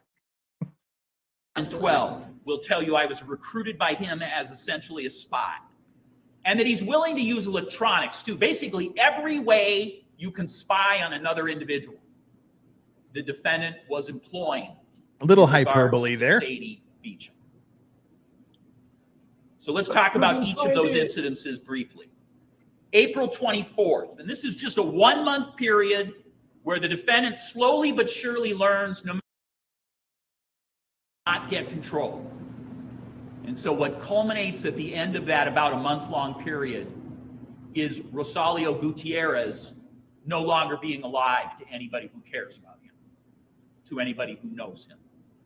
So I start with April 24th. The defendant has his 3 children with Sadie at his house. So he has his 11-year-old daughter, whose birthday is going to be the next day, and his 2 4-year-old twins at his home. As he is the only adult there. Sadie does not have the kids on that day. So what Sadie does is invites her new relationship, Rosalio, to come over to her home. She has no children there. She's a consenting adult whose children are at their father's. She invites Rosalio to her home. In the middle of the night, she's awoken. She's awoken because her doorbell rings. She looks out and she sees a vehicle that looks like a vehicle that the defendant owns squealing away. Okay, squealing away. Now, correct me if I'm wrong, everybody here in the panel and chat. They actually testified that they saw him drive. They saw a black car drive past the house. Correct. Rather than squealing away. That's a bit of hyperbole, yeah. I mean, I get that he's trying to paint a picture. He's trying to do the whole narrative bit, but it's just, it's not correct to what Sadie testified to. She didn't say that the car was driving quickly or anything like that. The next day, Rosalio and her discover that Rosalio's truck has been entered. A letter has been taken from that truck, as well as his car registration, a registration that has the his stepfather's name signed on it as the person who signed, I believe, the title, the registration. That's missing from Rosalio's truck.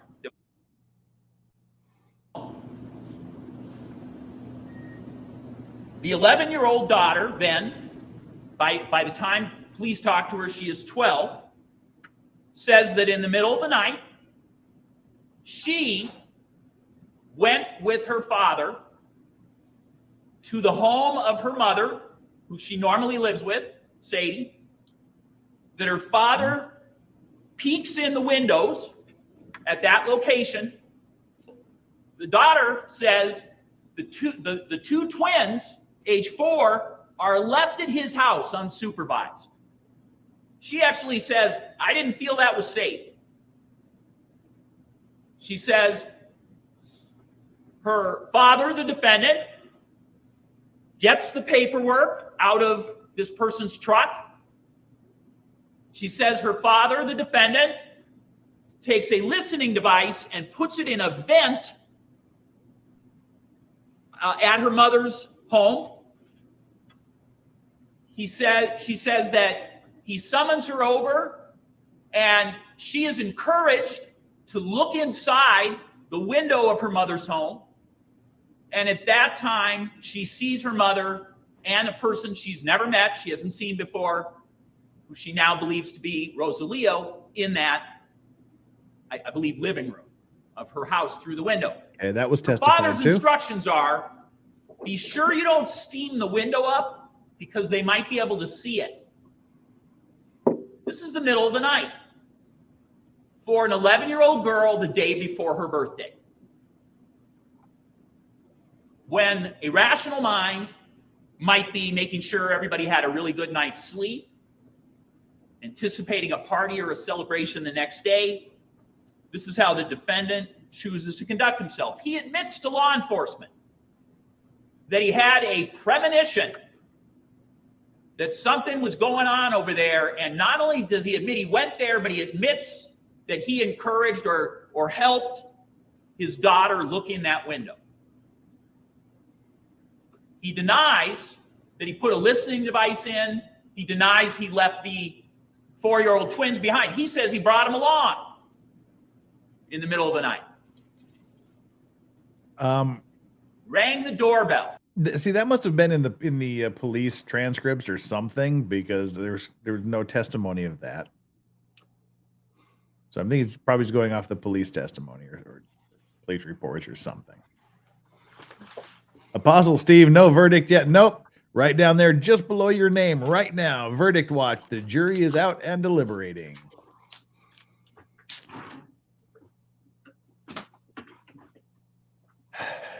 Don't talk to the cops, people. Needing to show in a gesture, I'm still in control.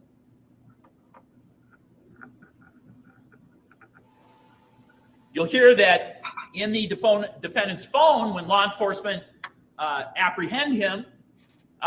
In his phone, they find a screenshot. No questions has yet. A section of the registration of Rosalio Gutierrez on it. It has the signature section for the person who is Rosalio Gutierrez's stepfather. And in handwriting, which the daughter will tell you is my father's handwriting, it has Rosalio Gutierrez's home Kenosha address written down. Now, the event I've told you about on April 24th occurs at Sadie's home.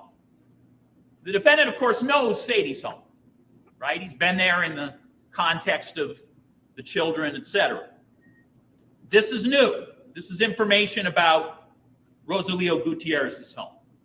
You'll hear Sadie Beecham indicate that also during this time period in April, she finds Olivia to have a phone she didn't know that she had. She looks in the phone. She discovers and knows that it's the defendant, one of the multiple phones the defendant utilizes. And you'll hear both Sadie and Olivia describe multiple phones. The defendant has a... What was that?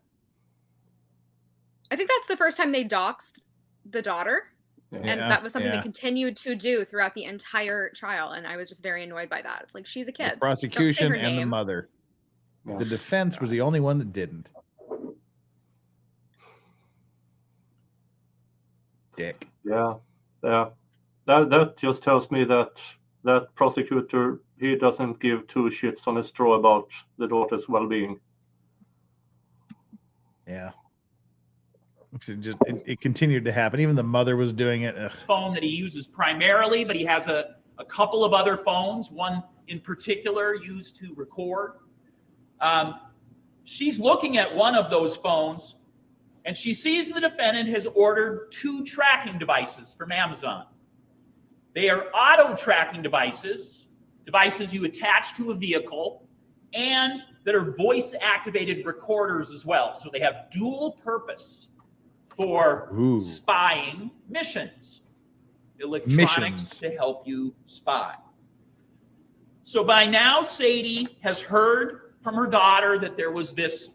Okay, well, there he conveniently didn't mention that they found one of the tracking devices in his house, still in a box on a table, and the other one was never found.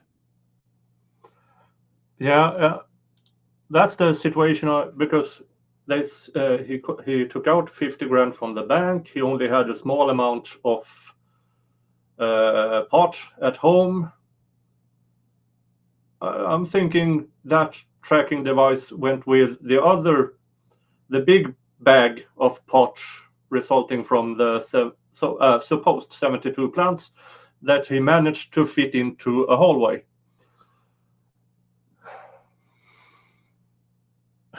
Why on earth would an 11-year-old be searching her father's history? Such BS. Because she was a nosy little girl, apparently. She was searching mom, searching dad. She looked through her mom's phone. Yeah. She's really nosy. Squealing away says, S. Glasgow. Glasgow. Also, squealing away is a subjective statement. Tire could be low, which anyone who's heard a low tire turning on concrete or pavement has heard before. Nobody ever said, he was the only person that ever used the term squealing. Even on the stand, nobody said that. They said that they saw a black car drive past and assumed it might possibly have been Zach.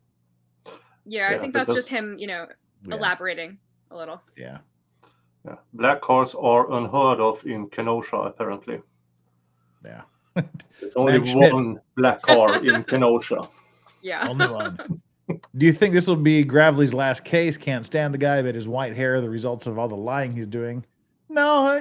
Well, as Natalie Wisco was saying before, that the DA, he tends to only prosecute the cases he thinks he has a slam dunk chance of winning, so that he can say, aha, I got another win in my hat. Please vote for me the next election.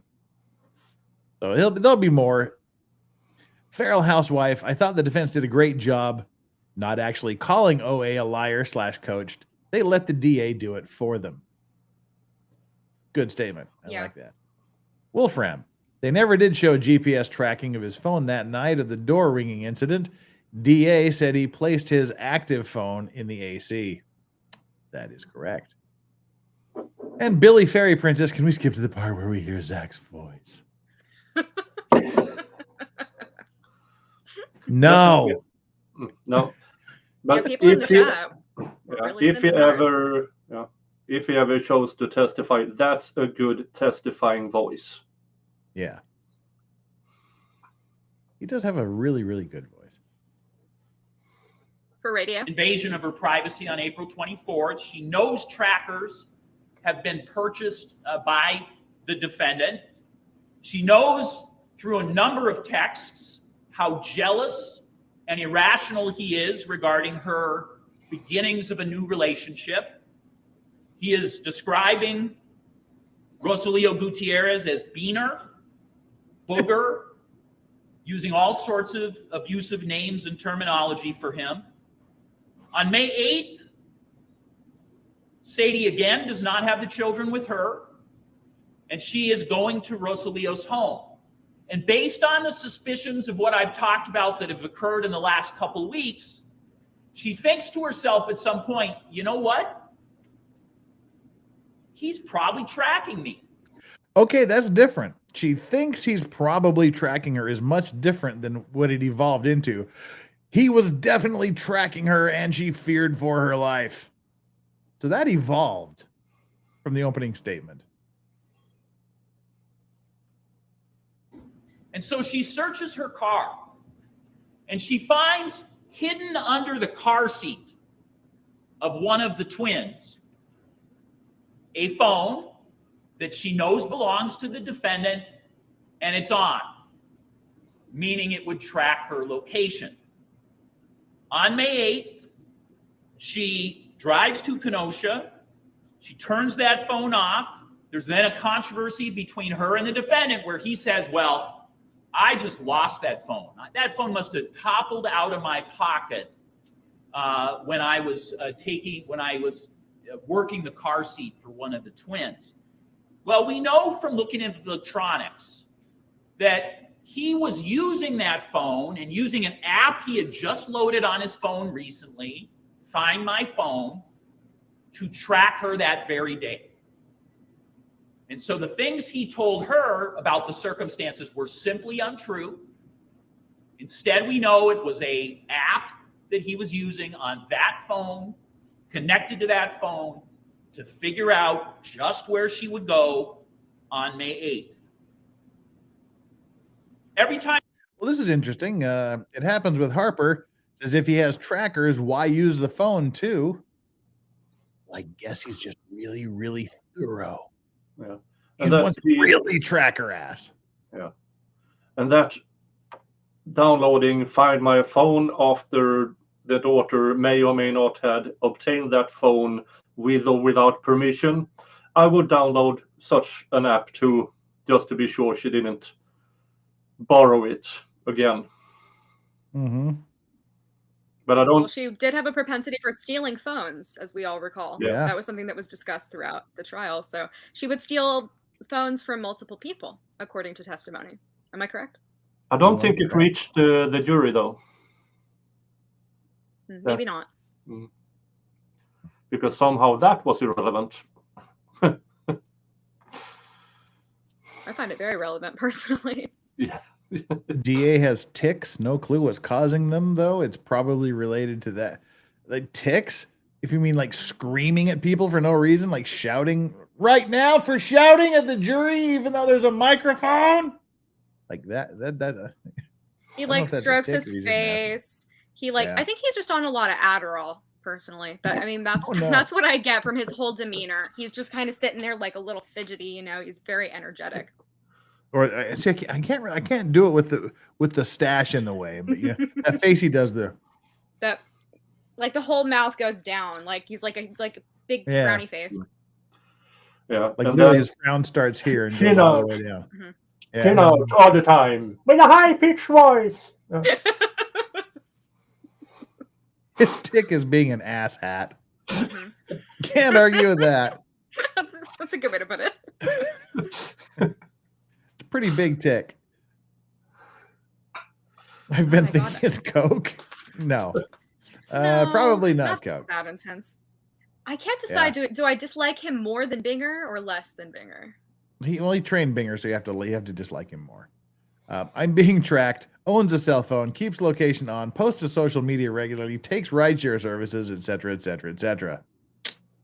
Unhung hero. I spy. Sleazy DA. Yeah, Ugh. And speaking of Ugh, we'll get to that in a minute here. Putting his phone in the AC makes no sense. Well, you'd kind of have a sort of a view of a portion of the. I mean, it makes sense in a weird way, but not in a particularly rational way, I guess. Boomer Millennial says the daughter said she tracked her mom that day. Yup. Daughter was the one that was tracking people. Maybe the daughter did it and then took the 270-pound body over her shoulder and made sure no blood dripped anywhere and took him off in the woods somewhere. I don't know. This case sucks. Well, she is precocious. You can't rule anything out. Speaking of Binger, which one was the pitcher and which one was the catcher? Yikes. Well, Fluffer Boy is his name, so and that sort of implies catcher to me. But anyway, moving right along. I can't remember what I was going to say because that just sort of distracted me. So on with the testimony. Time she brings this up, he acts like she's crazy. He acts like all the facts are false. But when you go into the electronics, gaslighting. When you go into his actual phone or computer, when you talk to Olivia, all the things she suspected and thought are actually true. The defendant is again and again fundamentally dishonest with her, acting as if these are all in her head. No. Fluffer Boy 2004. Let's talk about the continuing escalation that this pattern that I've described shows. On May 13th, Sadie again does not have the children. Again, as a consulting adult, she decides to go down to visit Rosalio at his home address in Kenosha. Now, I want you to understand what we've talked about. April 24th, May 8th, and now May 13th. So 3 times. Because we are talking about just weeks, just days before Rosalio Gutierrez at this same location is never again seen by those who love him, is essentially dead to those who love him. So now May 13th, we're 4 days away from that fateful day. On May 13th, Sadie goes down to Rosaleo's. She is going down for food and to watch some movies. On the phone of the defendant, when taken into custody, on that phone, we have in the phone recordings of directions that look like GPS type directions, which direct you. They are deleted, but they are recovered. We don't have every one of them, but the pattern of them gets you to Rosaleo's address. This is the defense. Well, see, now someone asked a long time ago in chat, why is it that only Zach's GPS seemed to get him to Rosaleo's address? Anyone else that used a map or GPS apparently couldn't come anywhere close to getting to his house. Why only him? Yeah. And so many people who didn't get their phones confiscated and searched through. Bet you there could have been lots of interesting stuff going on. Yeah, we have Nick Campbell. AC units are loud. Bugging is dumb. Zachariah Anderson would know. Well, it could have been off. I think it was just an air vent, not an AC. It was like it was the air vent for the AC, but it's May, so the AC is probably not on in Wisconsin in May. They probably turn it on like 3 days a year. Renee Collins says legal advice is be careful not to speak ill of the preteen. She's still Zenith's niece. The shit I was saying as an 11 and 12-year-old, and also anyone that can sit in a court and go, I'm finishing your fucking question. She's a big girl. And it's sad she's been torn this way, but still, yeah. Got my thoughts about the kids. Well, the kid. She's as Chandler said, precocious. I'm bringing the popcorn.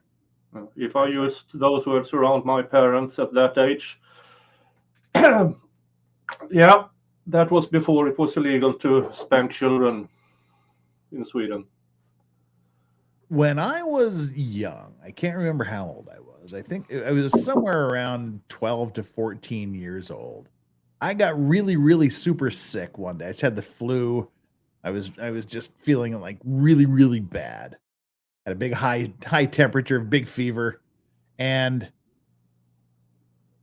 I remember Mad Max Road Warrior was on TV, and me and my younger sister were watching it, and they got to the scene where Mel Gibson opens a can of dog food and starts eating the dog food. That really didn't sit well with me as a very sick child, so I ran into the bathroom and threw up. One of the few times in my life I've actually thrown up. Threw up. I came back and my sister was laying down on the couch. And I said, yeah, can you sit up? Come on, let me sit down.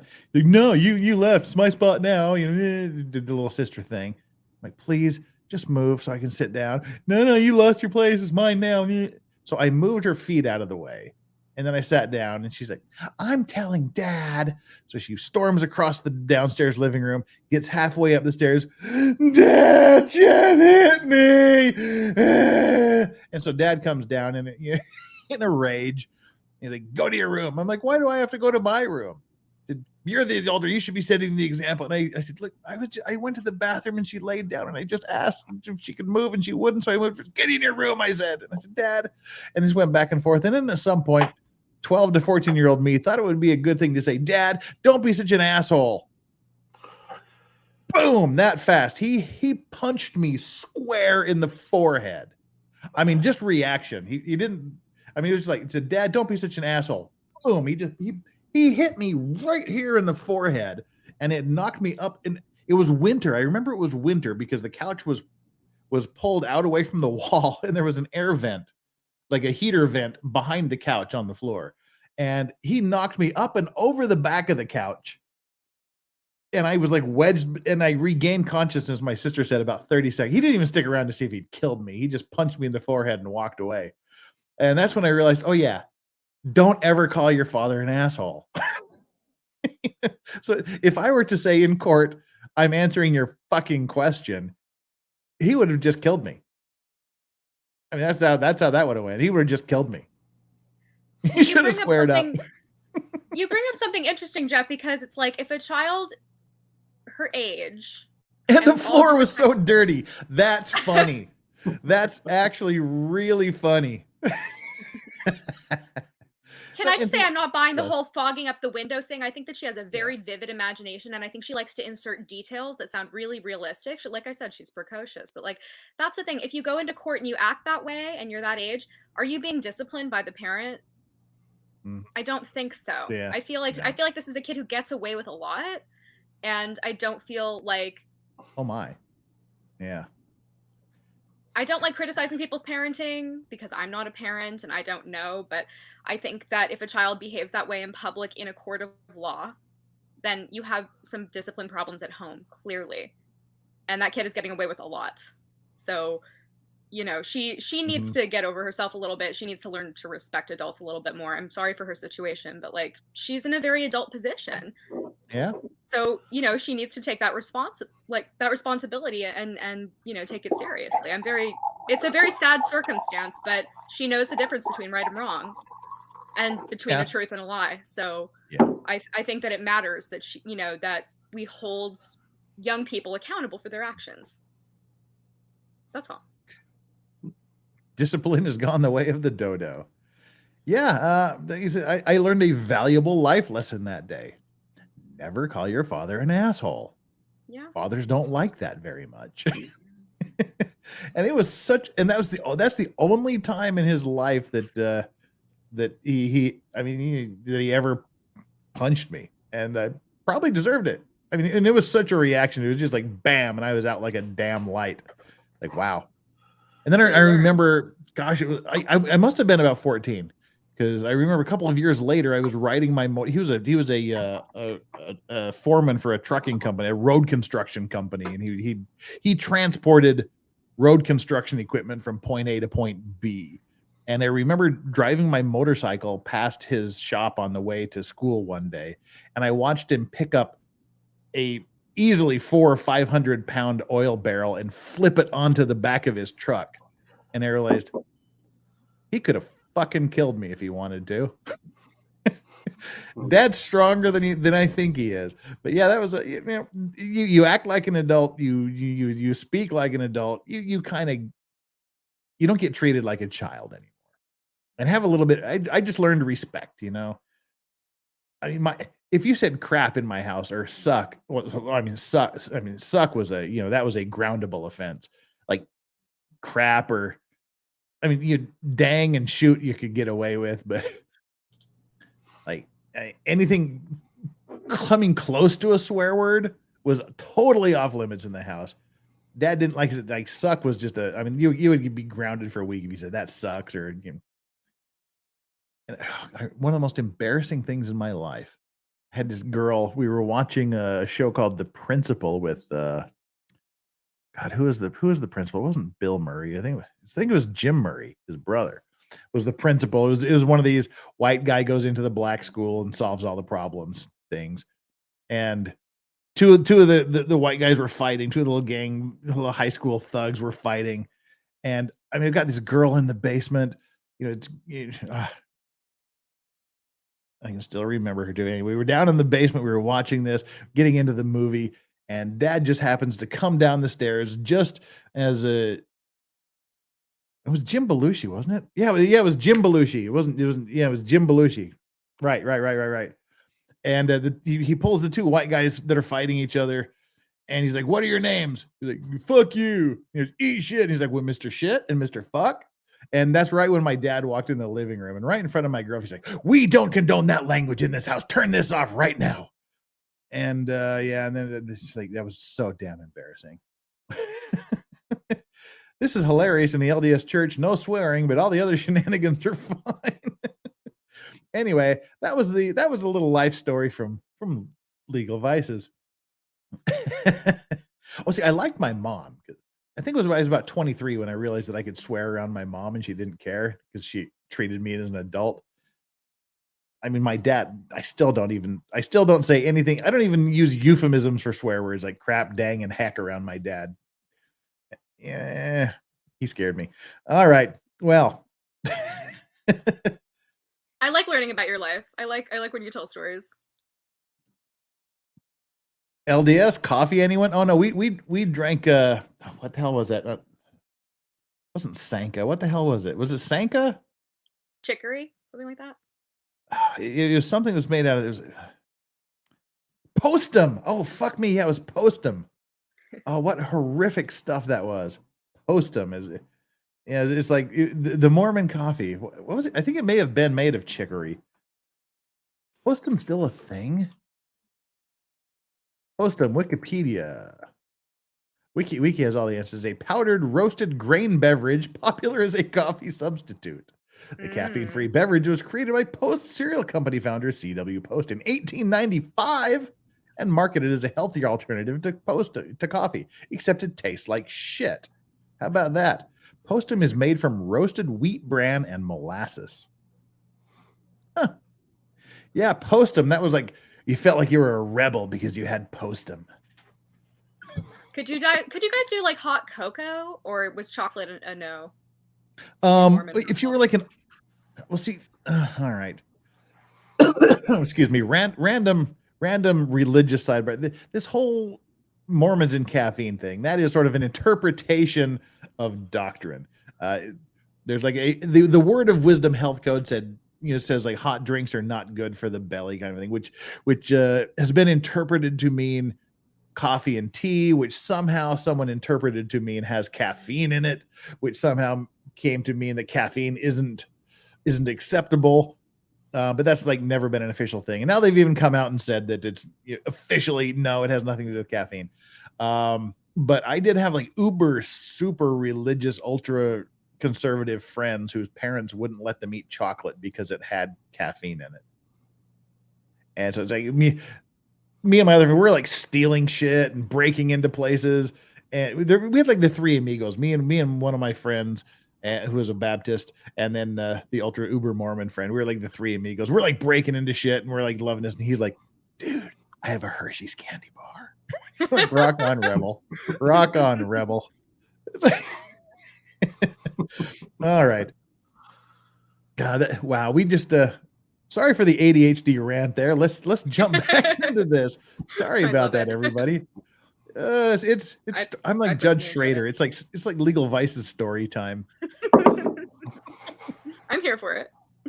Hey, it's your channel. You get to talk about what you want to talk about. Yeah. That is traveling per those directions that were deleted to Rosalio's home on the same date Sadie has gone down there. Now, Sadie is in Rosalio's home. And I want you to picture this. Damn it. I talked so long my cigar went out. Shit. Conversations you have as you start your meal and you're sitting down to watch something on TV. Rosalio says something specific to her about, do you want to watch this or something else? Conversations that many of you have had.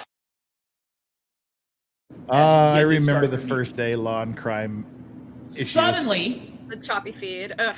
Right after it comes from the lips of Rosalio Gutierrez, she receives a text on her phone. The text is from the defendant. And the text is an exact quote of what Rosalio just said to her. I call bullshit on that. It's an exact quote.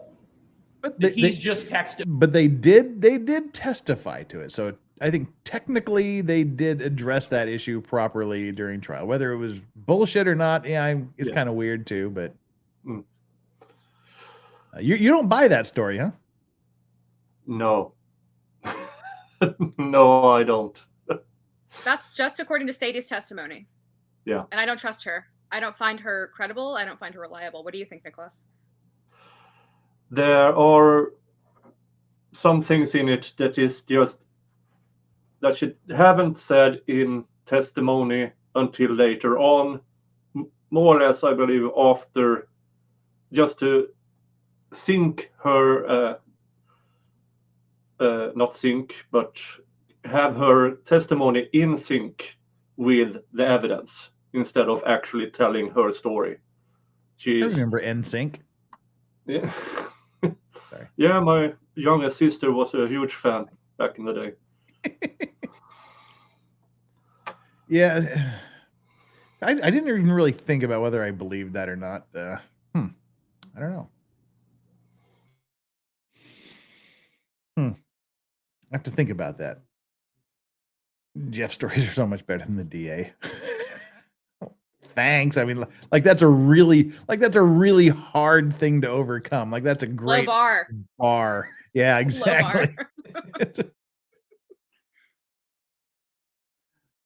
Bye. Where are you going, Tony G? Who is leaving? What's happening?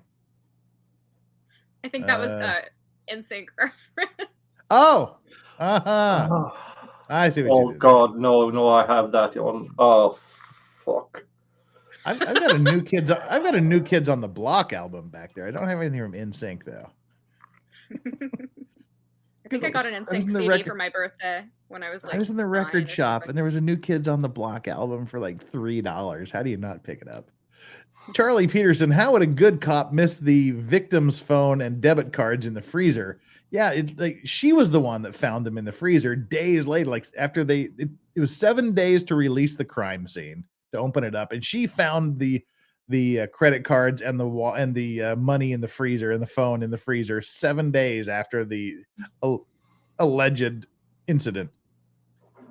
If you have a crime scene and missing body, shouldn't that be checked? You'd think.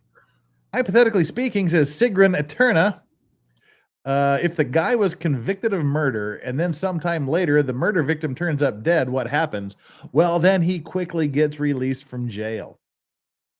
And then he sues the ever-living shit out of the county.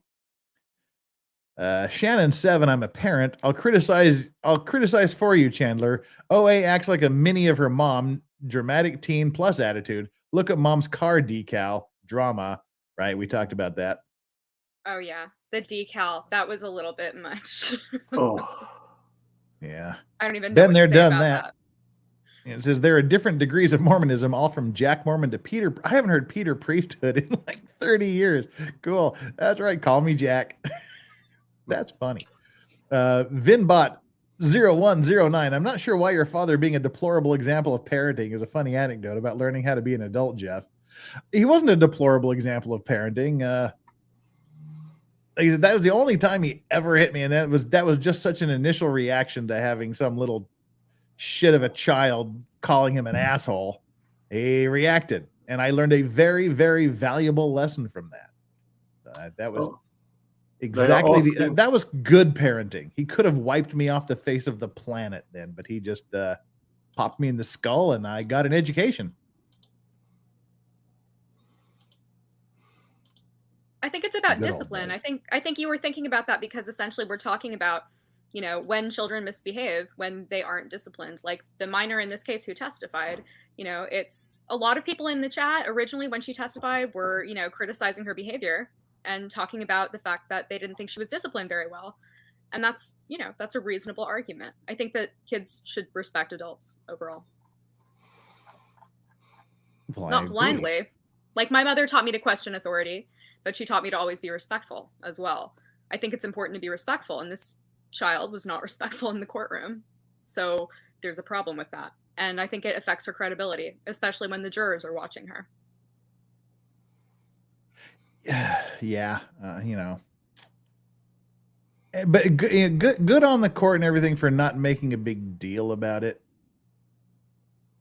They could have lectured her, but I think that would have probably, if it would have been me and the judge starts telling me what I can and can't say and how I can or cannot act, I probably would have done exactly the opposite thing just because someone was telling me to do it.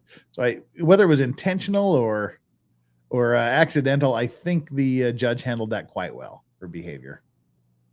Yes. I also think the defense handled it well. They decided to not go forward with questioning her about certain things. And perhaps that was, good for their case in part. But, I also think that it was, respectful of her, what she was going through, her experience. And I also think it was probably at the behest of Zach. I think it was probably him not wanting his daughter to have to go through extra stress, even though she was testifying against him, which shows his love for his child. When Loco Moco also asked, was there a victim? That was was there a victim's advocate? That's another good thing that the court did, was very, very quickly into her testimony. Judge Schroeder said, wait a minute, wait a minute. We're getting into things here. And so he asked the clerk or the bailiff, he asked somebody off camera whether there were any lawyers out in the hallway that weren't doing anything. And one of them came into the courtroom and he appointed that lawyer, just a random lawyer from the hallway, to act as the girl's lawyer, as the daughter's lawyer in that situation, which I thought was a very, very smart and very, very good thing for Judge Schroeder to do. Yeah, And that said, was if you have any right. Questions? Yeah. That was right after she said some things about the gun. Yeah. And that was quick action. And I hope that lawyer is still talking to her because the trial technically isn't over. Yeah. Correct. Okay, a couple more here, and then we'll jump right back into it. Gigi Beaucamp, right? Parents arguing, and I said, y'all acting like kids and need to shut the hell up. Don't remember anything after that, and woke up on the opposite wall. I was 13. Oh, the good old days.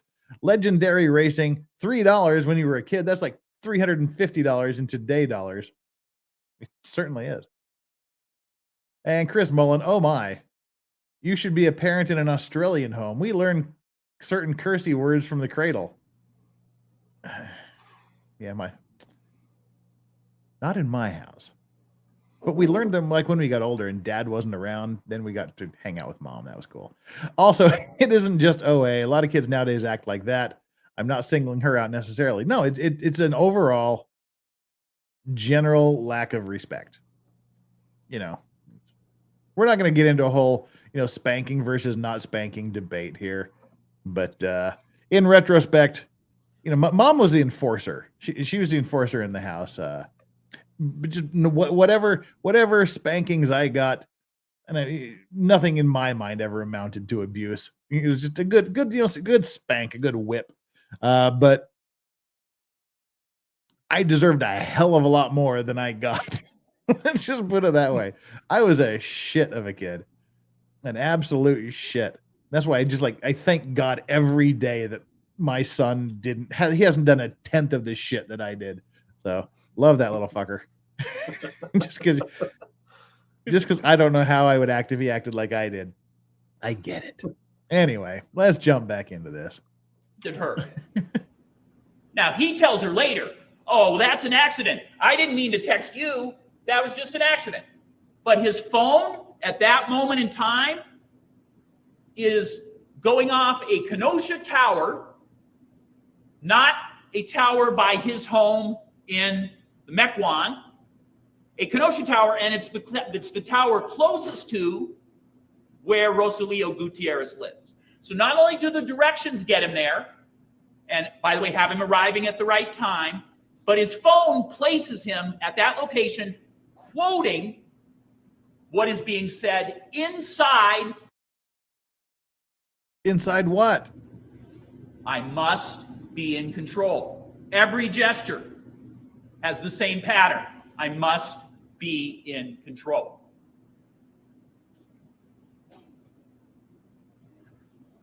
By the next day, May 14th, we are now literally 3 days from Rosalio Gutierrez being dead to everyone who knows him. May 14th, the defendant now is looking for a confrontation based on his text messages to Sadie. May 14th, 4:13 p.m. You want me to stop by to meet Junior tonight? 4:41 p.m., a half hour later. Still not off this topic. So you're saying I can stop by and meet someone later. Now, none of Sadie's communications are inviting him over. Let's make peace. Let's talk. Why don't you come on over? Why don't you two meet? This is the defendant attempting to provoke, but revealing his intentions. What? This is a communication suggesting I am looking for a confrontation. I No? remember this, but that are in connection with Sadie deleting text from one of her phones, and I don't think her other devices were data dumped. Do you think it was looking for a confrontation? Is that how that struck you? I don't know. Chandler, what do you think? I don't think so. Wait, so I want to clarify. What exactly is he saying? Was Zach looking for a confrontation? I'm just not clear. Stop by and meet some off this topic. So you're saying I can stop by and meet someone later. Now, none of Sadie's communications are inviting him over. Let's make peace. Let's talk. Why don't you come on over? Why don't you two meet? This is the defendant attempting to provoke, but revealing his intentions. See, so he texted and said, so you're saying I can come over and meet him later?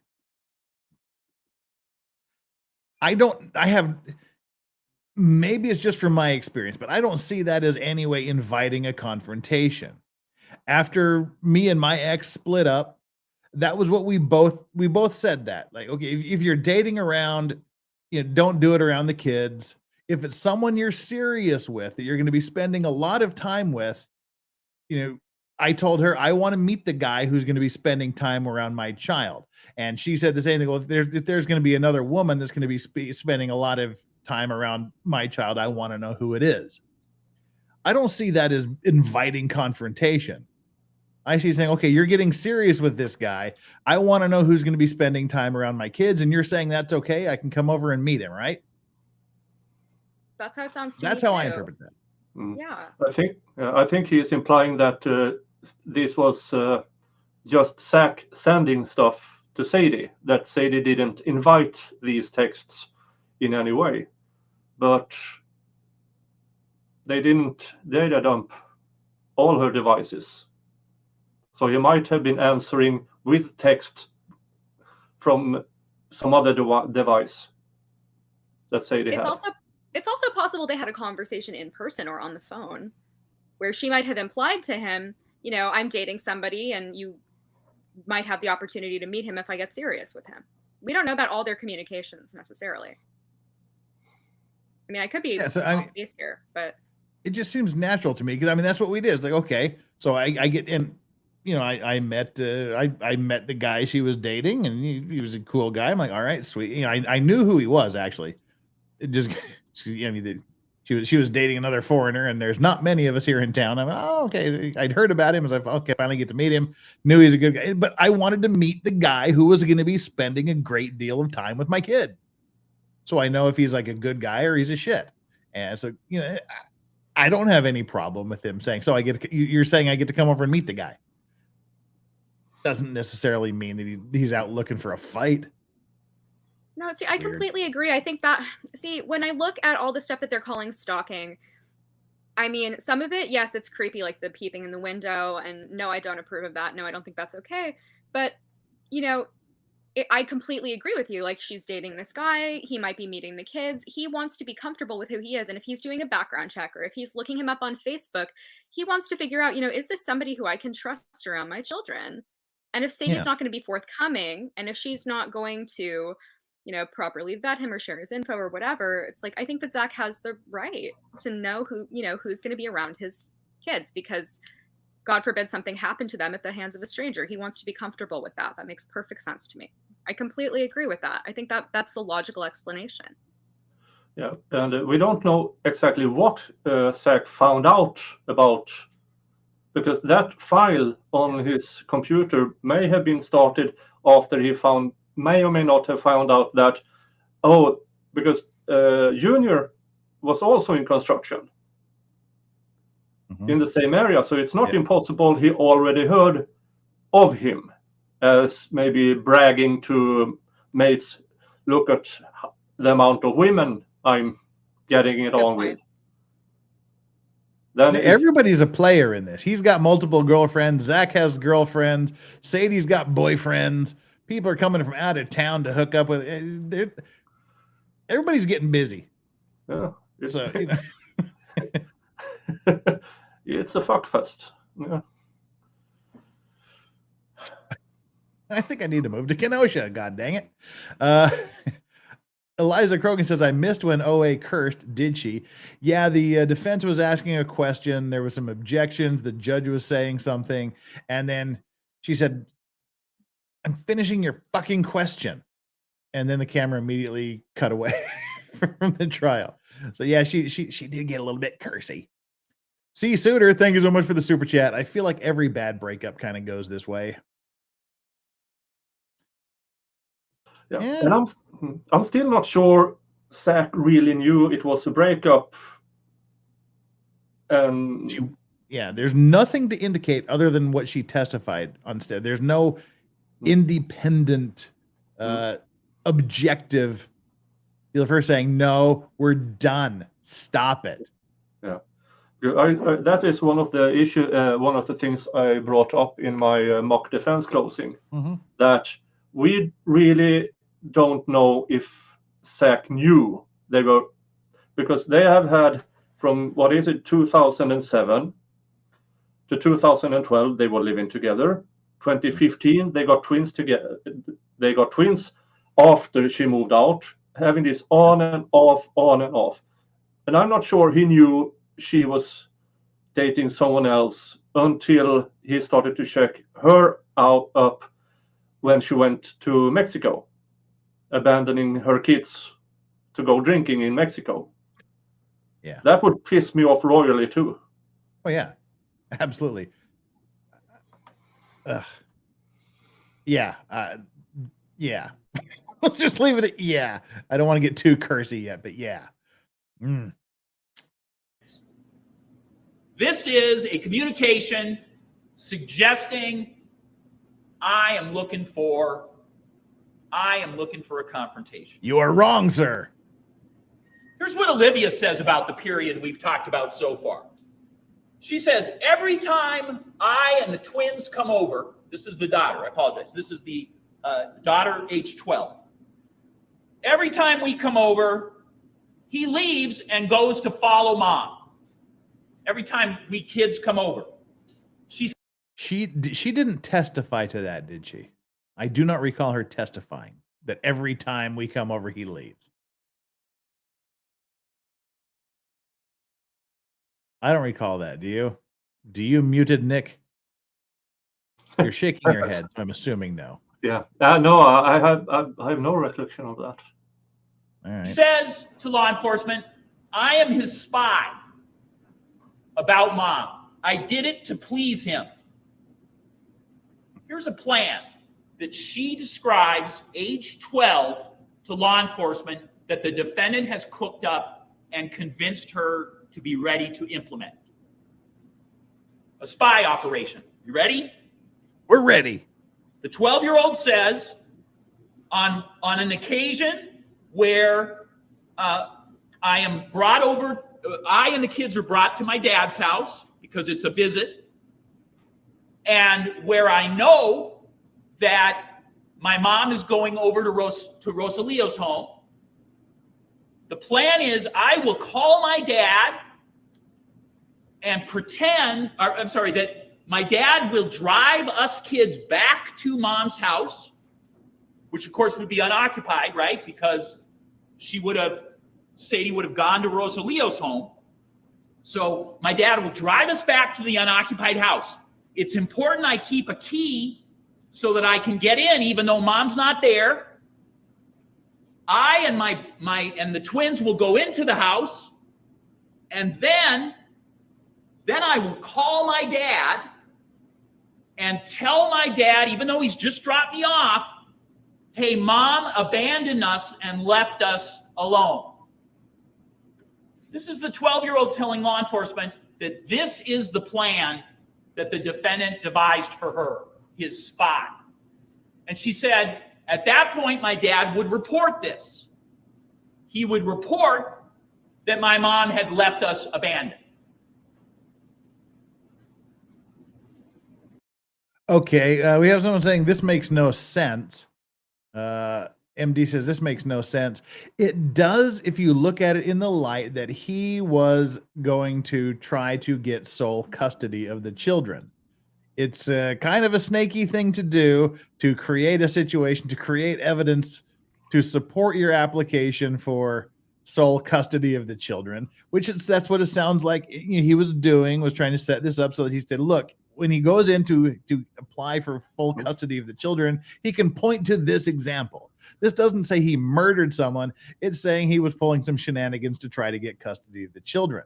But you also have to look at it in the light of the fact that there are text messages from Rosalio to Sadie telling her basically the same thing. If you want custody of the children, you have to manufacture a paper trail.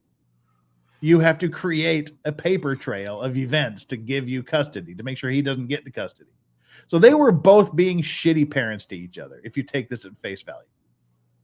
Yeah, so Sadie finds out and says, oh, really? Hold my beer. Hey, honey. Dunk, dunk, dunk. Yeah. It's also important to remember that that specific fact pattern, like that, what he's testifying to, that comes literally only from the daughter. Yeah. And I don't think that the daughter is a trustworthy or a reliable witness. Falsus in uno, falsus in omnibus. You are allowed to disregard the entire testimony of somebody who you don't find credible if somebody has been proven to be inconsistent. And so I just don't believe anything the daughter says, even if some of it might be true. I have a hard time with it. See, I don't have a hard time believing this, because people do shitty things when they want custody of their children. And I mean, it could be true. It could easily be true. I don't know. I think that is too complicated a story for even an intelligent 12-year-old to come up with just out of the blue.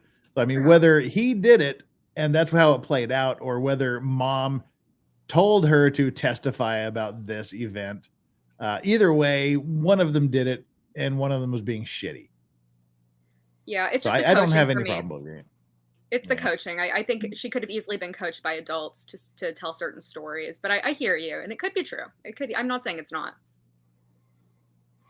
Yeah, just looking at what she said in the first two interviews and how it evolved to what she said on the stand, contradicting a good portion of what she originally said. That's telling. When Fedorovsky says she's not 12, she was 12 when this story was being told. This was almost 3 years ago.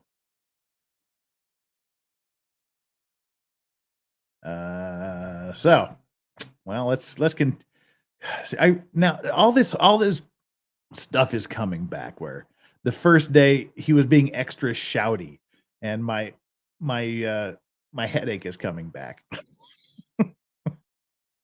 That is the lengths that we're willing to go to get control, to end this relationship. They call it the plan. It's discussed multiple times. Well, that's called the plan. Let's not forget Sadie had a plan B to deal with him as well. Everybody's got plans. Now, on May 16th, 2020, one day before Rosalio Gutierrez is never again seen by those who love him, May 16th. Remember, I told you on May 17th how full of hope Sadie was. Well, here's why. On the 16th of May, Sadie gets a communication from Rosalio saying to her, would you like to come meet my kids?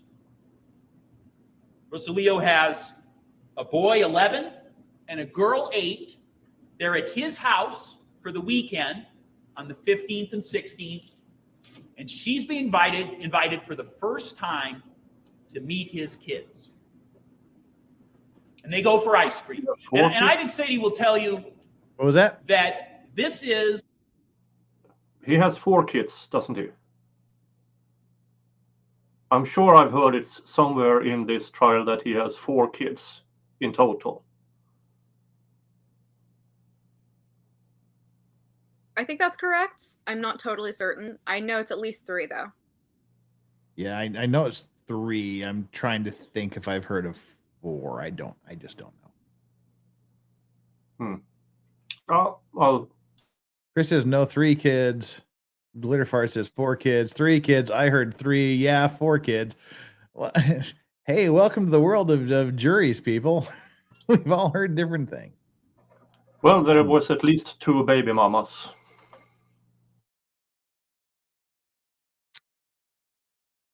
True. Enchiladas Unbreaded says the fact that an inebriated witness was allowed to testify pretty much sums up the legitimacy of this awful trial. I don't think he was inebriated. I think that particular witness was high as fuck. Like stoned out of her goddamn mind. Huh? Illegal vices. My name is Brandon. It's also important to remember to drop in on your neighbors across the way, even if just to say hi. True. All right, yeah, Tweaker. Yeah, she looked to be pretty damn strung out, but a truly meaningful moment in her life. Still today, when those few hours she spent with those kids and Rosalio. She left for the night. She didn't spend the night. It was the last time she ever saw Rosalio Gutierrez. But it meant something to her because it's not an exclusive relationship. An ex-girlfriend was out of her it gourd. Felt like her hopes that this Christine relationship Remsburg was going to build and get bigger and memory get freaks better me out. and maybe Or are you be just the looking at notes? relationship for her. No, Felt I like just remembered her name. this really mattered. Wow. Thank you. Here's how the defendant was handling that same thing. How was tell us, Law and Crime, how was the defense handling it? What? This You audio race down to and the video Kenosha feed every chance drives you me get to crazy. lay down with some Down syndrome Mexican version of your father. That's horrible, and I don't know why it's funny. I'm a horrible That's human a being. text from the defendant to Sadie trying to impose himself in this real moment in her life. He's texting spy Stephen Lenz, who lives just close enough to Sadie that he can see if cars are in her driveway. So he's a good lookout, right? He's a good lookout post. This is the defendant to Stephen Lenz on May 16th, asking if she has a car in her driveway. Remember, she doesn't have the kids. So whether a car's in her driveway or not is frankly none of his business. But his spy is being employed at that moment. So on the 17th of May, that's the day after this big moment where Sadie met his kids. And Sadie has said throughout this case that it feels like the defendant is some way monitoring all her communications. Everything that she's communicating with Rosalio feels like the defendant seems to somehow know it in real time. And no one knows how that happened. That's how it is. So at 1:52 p.m., this is literally 8 hours before Rosalio Gutierrez is gone and dead to everyone who knows him. 1:52 p.m., Sadie texts Rosalio. Sadie says to him in the text, "I want to be yours and get more serious with our relationship." Okay, that's how she felt after she met his kids. That's her putting herself out there, right? Not an exclusive relationship, but here it is. So there's some text back and forth. Rosalio calls her at 8:30 p.m. that night. This is an hour and a half before he's never seen again. And she misses that call. His last text to her is at 8:36 p.m., his phone to her phone.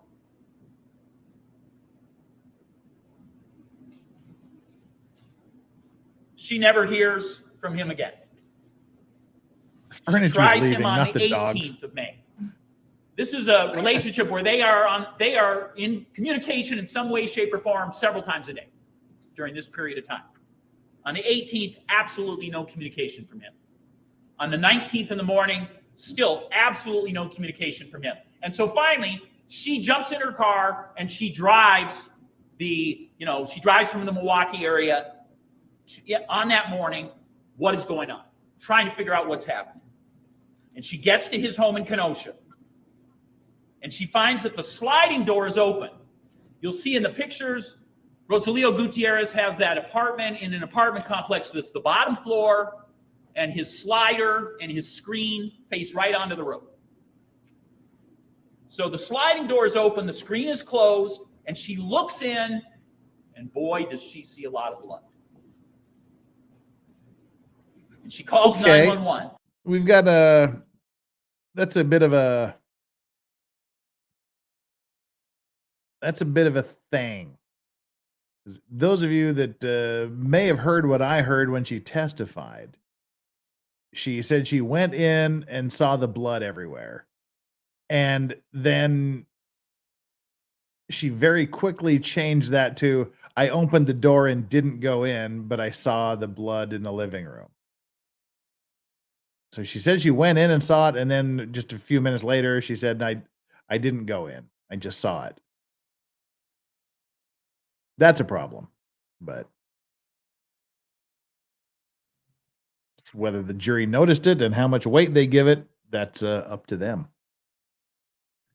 And just in case anybody's wondering, this is still we can't bring up the other court TV. It's still the great state seal.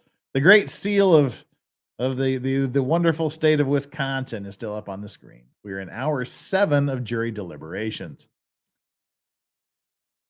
And we're in about hour 47 of these opening statements, it feels like. And at the moment she calls 911 and law enforcement gets there, there will be a number of things that law enforcement focus on in their investigation. And I'd ask you to think about these areas of focus as you think about the evidence as it comes in this case. One area of focus is, when was Rosalio Gutierrez last alive to those people who know him? The second area of investigation is, who has the motive and who has any pattern of conduct where they would be a person we should look to as a person who might have finished that pattern, completed that pattern, or acted on their motive and ended Rosalio Gutierrez's life. Everybody that he owed money to. That's a good place to start. The ex-girlfriend who may have just found out that the day she sends the text saying, "Oh, I want to be your person," is also the day he's supposed to be going out to meet some other chick that's coming down from another city to hang out with him that night. Any one of those people, the landlord he owes money to, his friends.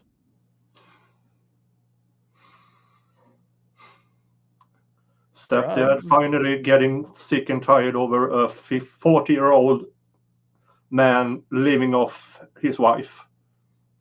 I mean, there's plenty.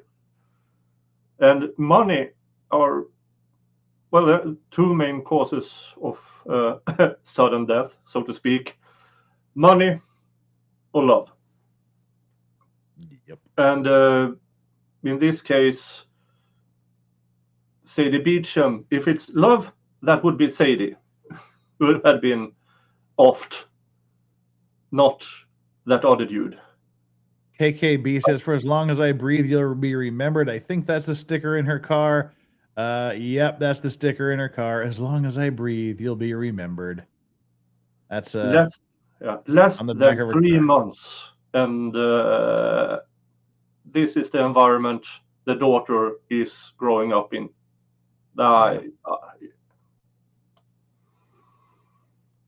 It's creepy. Hour 7, yeah, hour 7. Righty then, yeah. What the memorial? How long were they dating? 3 months. Well, they weren't even really. They'd known each other 3 months. They were dating, but they weren't dating. You know, if that makes sense. The day she said, let's be a thing, was the day he disappeared. Yeah. He wasn't even her boyfriend. Yeah. They were just seeing each other. I mean, it wasn't that serious. Yeah. Let's see here.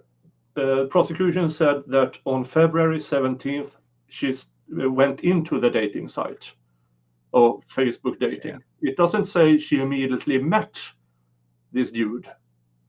Yeah. And then was it somewhere in March, they were discussing that Plan B stuff. So it almost sounds like, hey, I'm trying to get the father of my kids away from my kids who can help me, and here he is. Because he has experience. Yep.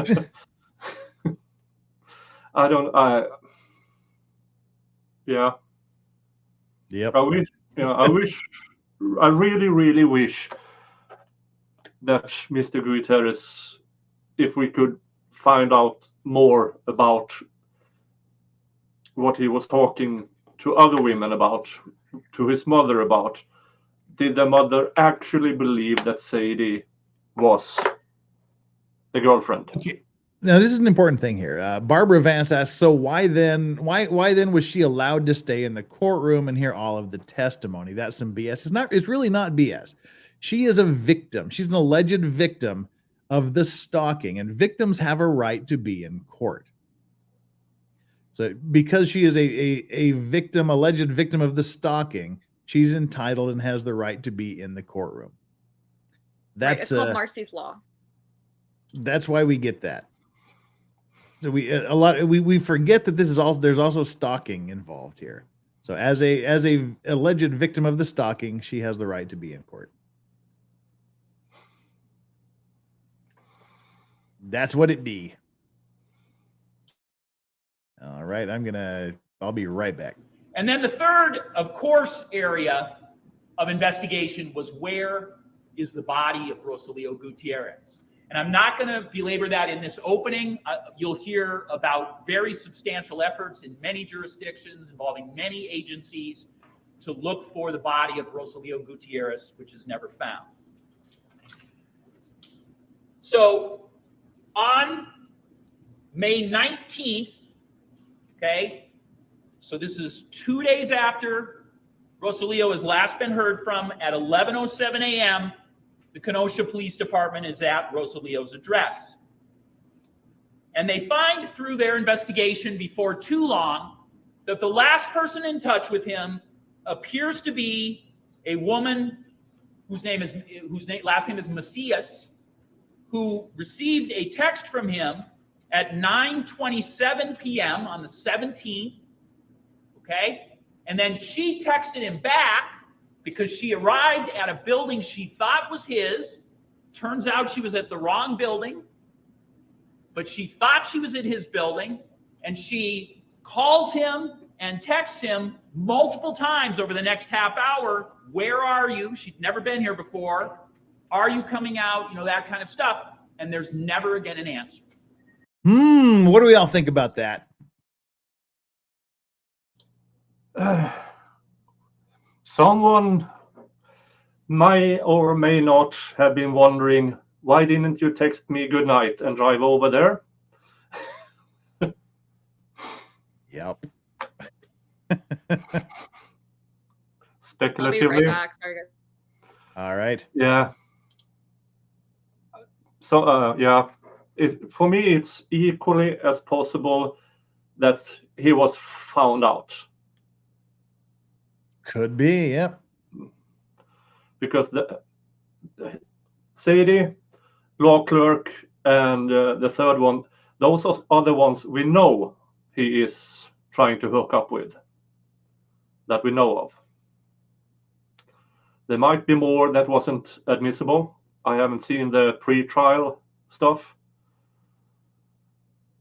But if he is actively trying to get a hold of women, those are the ones who returned, so to speak, his invitations. She's literally at the scene of the crime at the proposed time it was supposed to have happened. And there is no objective evidence she was at the wrong place. She just says she was at the wrong place. And she took the DA to the wrong place she went to, allegedly. So, you know, there's another person that could have been looked into, that should have been looked into.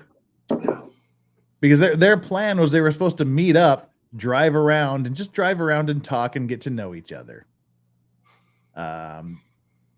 She's mysteriously 40 minutes late. Says he never came out. How do we know? Yeah, and she said, "Oh, I'm driving. I'm driving. I can't be at a bar." And then 10 minutes later, in the testimony, well, we might have gone to a bar. Yeah. What? Yeah, right. Yeah. What have you?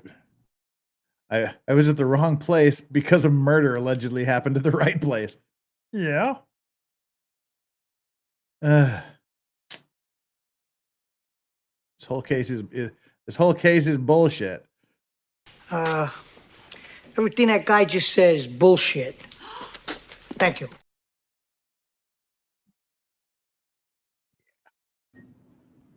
So sometime after 9:27 p.m., the state's going to suggest to you all that blood results, and Rosalio Gutierrez is no more, to those who know him. Is no more. They go through family and friends, and no one has heard from him since that 9:27 p.m. time on May 17th through any other method of communication. And so law enforcement focuses on Sadie Beecham. Remember, she called 911. She's still at the scene. She is distraught. She's shaking. She's overcome. And she's really focused. Members of the jury, you'll hear the officer testify. She's really focused on getting her kids safe. She's afraid that the defendant has done this and that her kids might not be safe because of what she sees. And so she is allowed to prioritize that, and then this investigation, of course, continues. See, and I'm going to call bullshit on that too. You see this, as he describes it, this ocean of blood, and your first thought is, oh my God, my ex-boyfriend might have done this. There's something in here that just caught my eye. What's that? His last text back was at what, 9:01, somewhere around that, and 9:27 he doesn't answer. Why isn't it that the state suggests that this happened between 9 and 9:27? If that is between the time his last contact out and he stopped answering, why is it between 9:27 and 10? I tell you why. Because Zach's phone pinged at home at 8 something. If they suggest the murder was between 9 and 9:27, there's no way Zach could have gotten there. And that's the time that he was supposed to be meeting this other chick that was coming down. So he's not going to answer a phone from this new girl. He's not going to answer a text from this new girl when he's supposed to be out meeting with this other girl. Yeah.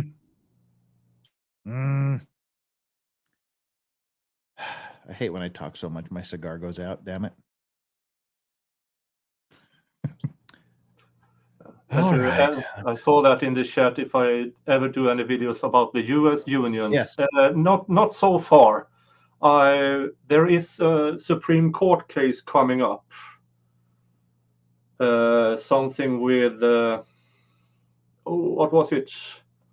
Teamsters have done something that is up to the Supreme Court or something like that I will check in on. Backwards, Jeff. What does that mean? What does backwards, Jeff? I love when like people put these things in chat that you have no idea what they mean.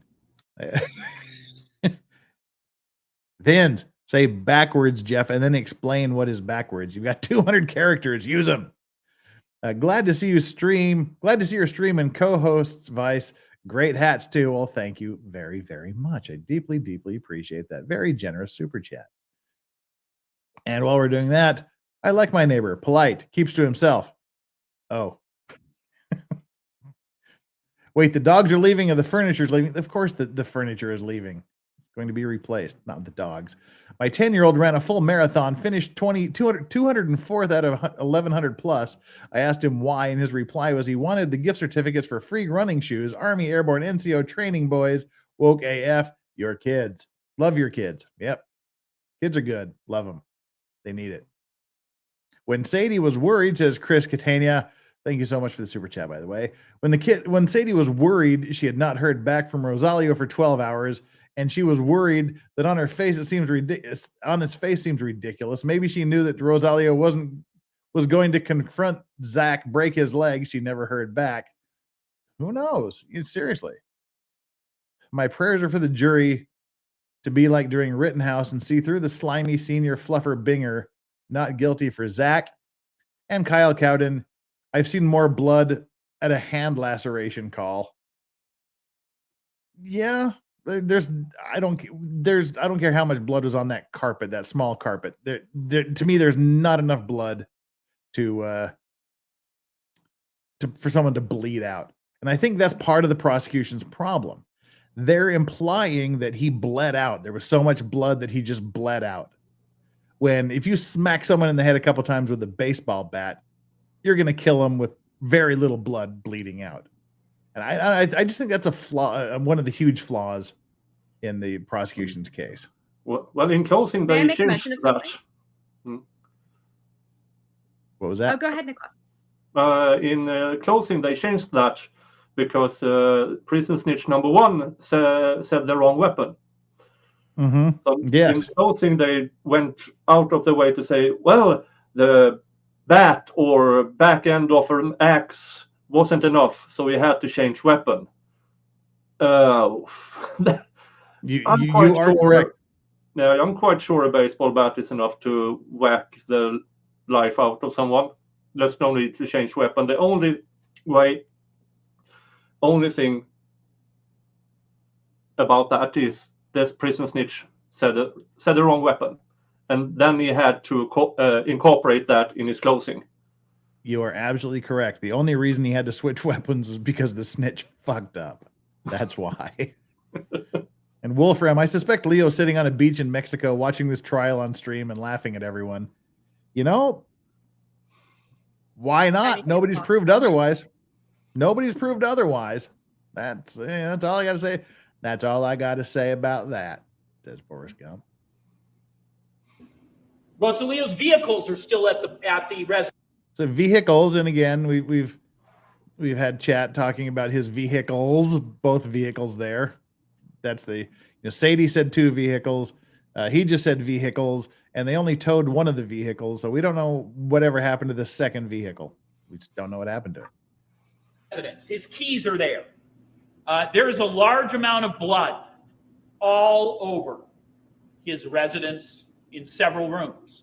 The outer hallway, including outer hallway in a way, suggests that door opening into the hallway was open at a time when significant bleeding happened, including sprayed blood that looks like it's impact type of blood. There's blood then right inside the door, as if someone is now in the apartment and they are continuing to have some sort of intervention or attack happen where their blood is spraying. That blood is all over that now closed door on that interior. It is all over the rug area there and on the walls and on the tables. It extends to the dining room table. It extends to the chairs on the dining room table. Some of it hits the laptop. Some of it is in the kitchen counter. Some of it is pooled blood throughout that area where you are first in the entrance. There is a small stick of processed wood, like a baseball bat or some other hard object. It's not a log. It's not a piece of cut timber. Yeah, see, and that turned into axe handle, and various other possible wooden things during closing. That piece of wood ends up having blood on it, which is found to be the blood of Rosalio Gutierrez, and hair on it as well, which is also found to be Rosalio Gutierrez. There is significant blood on the curtains, which are on the entire other end of the apartment from where that entrance to the hallway comes. There is blood on the fan. There's blood on the ceiling in multiple rooms. Did we ever see any evidence of blood on the ceiling? I don't recall any evidence of blood being on the ceiling in any rooms. Just the walls. I did not see any photos of that. I did not see any photos of that. None. Nicholas, you're muted.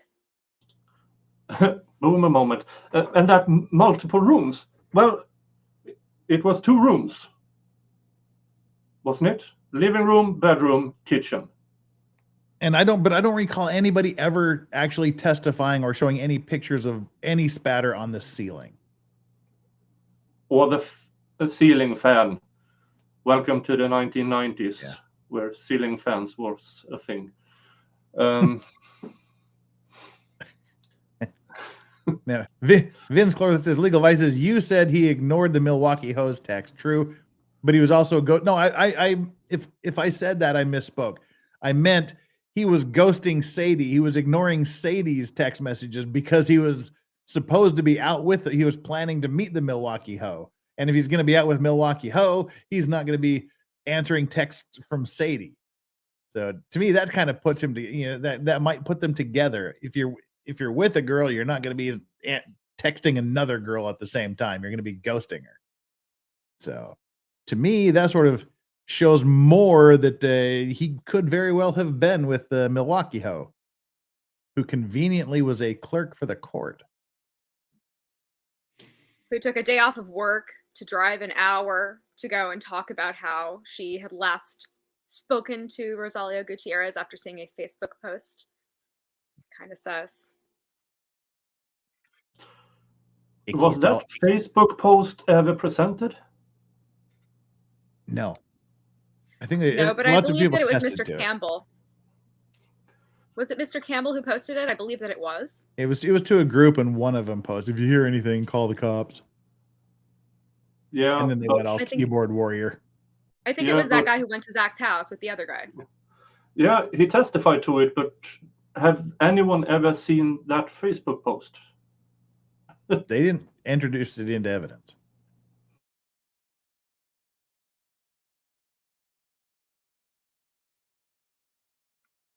Hang on here. Where'd that chat go? Even slow, the chat. Okay, here it is. Julia 543. Legal Vices. Ceiling blood was small drops. It was in whatever timestamps I did last night. Okay. Day 4 or 7. I timestamped text saying droplets, and they collected 5 swabs from ceiling. Okay. Julia has been a freaking trooper, going through day by day and time stamping events and testimony. Seriously, I mentioned it in the chat. I'll mention it here. I mentioned it in the comments. I'll mention it publicly. You freaking rock for doing that. Thank you so much for time stamping those stuff. My ceiling fan has been running since I moved in years ago. It just changes directions twice a year. It's like my parents' house. Yeah. It's always on. All right. Of this apartment.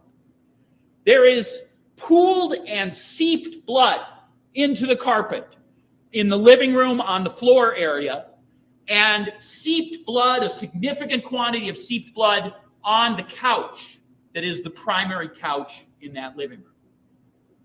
And in the middle of the area by the couch, there is a missing area where there's blood surrounding it, but then there's a rectangled off area that has no blood whatsoever. It's pristine, which certainly suggests to anybody who looks at it that an area rug, a medium sort of size area rug, was there when significant bleeding happened and is now missing from that apartment. there are little splinters of wood on the couch that are also there, interspersed in the blood and interspersed in hair that is located, strands of hair located on that couch as well. Law enforcement tests several locations at various places. You'll hear where they tested. Each time they tested and they found that it was blood, each of those times the blood came from one individual, and that was Rosalío Gutierrez. You will hear that the blood is sprayed, meaning there was impact in multiple locations and multiple different times based on where the blood is located and how the blood presents or looks when law enforcement is present. Remember, present 2 days, about a day and a half after the event. Again, that area rug is completely missing. You'll hear that you might hear some testimony about something called arterial spray, where there's a finer, misty place there too. So some of what you might hear is blunt force trauma, hard objects hitting a bleeding surface. Some areas that you might hear about are more likely, or at least are possible areas where maybe a knife or some sharp object penetrated someone as opposed to blunt force.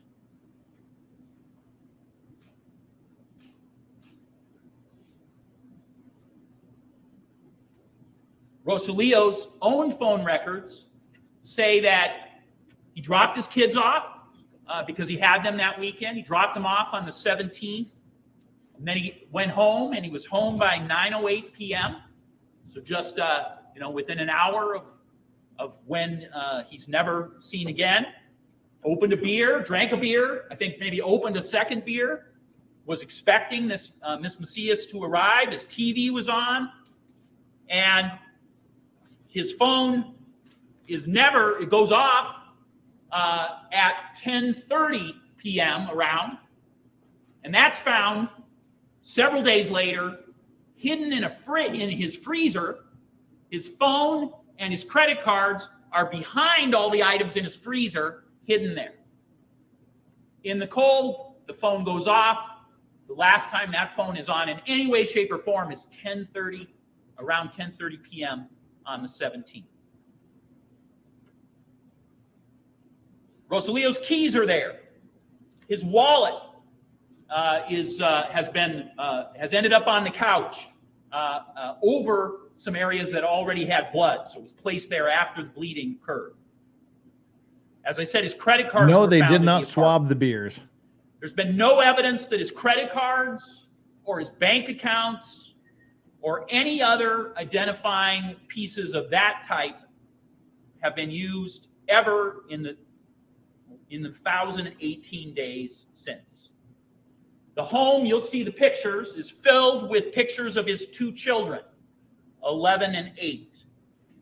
He didn't miss gymnastic events. He was an enthusiastic baseball coach for his 11-year-old.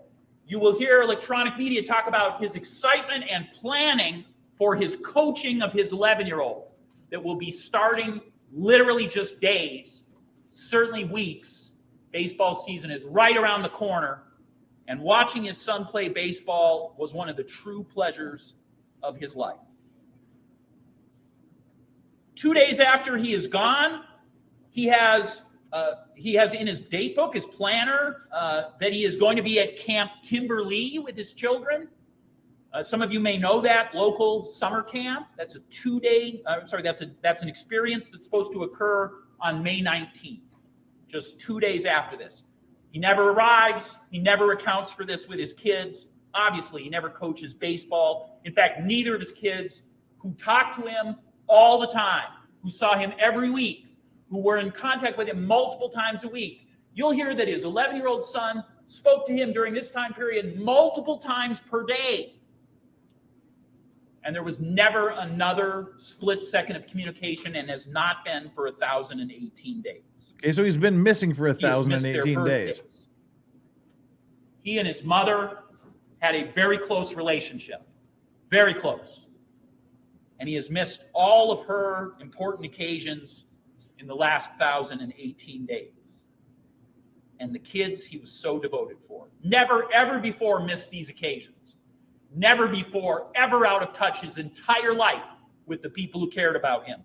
And not a peep from him since. So I'm back to who the police should go to first. The defendant has actively admitted to Sadie that he is jealous, that he has admitted to Sadie and then finally to law enforcement that he took his 11-year-old, as I mentioned, to the mom's home. He has a recording of that incident in his phone, brief recording of that in his phone. And so law enforcement certainly focuses on the person who has documented motive and jealousy documented. All of this is interesting because it happens while the defendant, according to a woman, his girlfriend, Christine Remsburg, is literally living or staying 4 or 5 nights a week at his girlfriend's home. So what I'm describing to you are things he is doing only when he has his kids over, if he is actually traveling around, or he is doing it despite the fact he continues to have this relationship with, when she's interviewed in May of 2020, she says this relationship has been going on about a year. Mm-hmm. And that he spends 4 to 5 nights a week at her house. Mm. But the motive for the defendant is to end this relationship and to do anything he must to stay in control. So the defendant has his kids on this weekend of May 16th and 17th, right? This is the fateful weekend. Sadie picks those kids up in the afternoon. So in the late afternoon, she picks those kids up. And the daughter will tell you, 12 years old, the back of my dad's van, his minivan, which he used to transport us on the afternoon of the 17th, so the same day this happens, was normal. There were no bleach stains and no problems with the carpet in the back of his minivan when she last saw it on the afternoon of the 17th. So now the question is, what is the evidence that the defendant prepared for this attack, this murder? Mm-hmm. Well, one of the things he did was on May 15th, he took out $50,000 in cash from his account. Chandler, Yes. can you think of anything off the top of your head why you would take $50,000 cash out of the bank?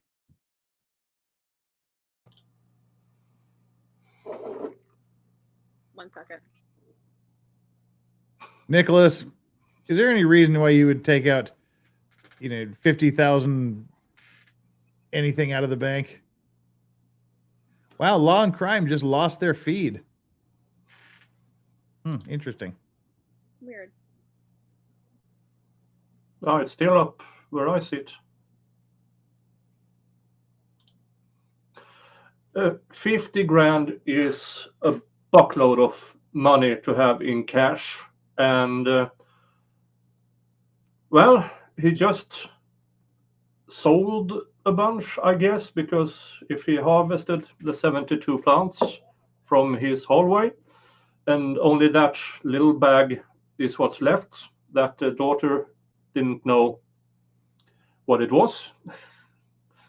But that should tell me that he should have more money, not needing to get money out of the bank. So I'm not really sure, unless he's buying a new work van because the other one got stainy.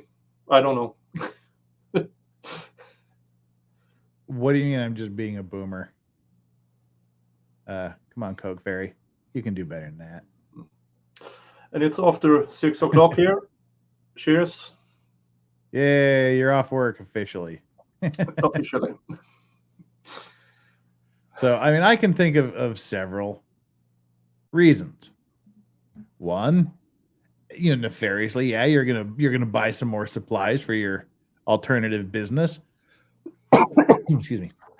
2, you're going to buy something expensive, a new vehicle. You're going to do something. Places will give you cash discounts so they don't have to pay the 10% credit card processing fees. You could be paying back a loan to somebody you owe them, and you keep the government out of it. It's all cash under the table. You could be doing anything with it, or it's my money. Fuck you. I can keep it in the bank or not. I mean, I've mentioned this before. When I Sorry. no, I'm getting the banner off of the danger zone here. Let me get this. Let me get this. Where's this brand thing here? Oh, what a pretty little rainbow color. Test pattern. Oh, we're back. Yay. I mean, we're not back. It's just their feed is back up. I'm sorry.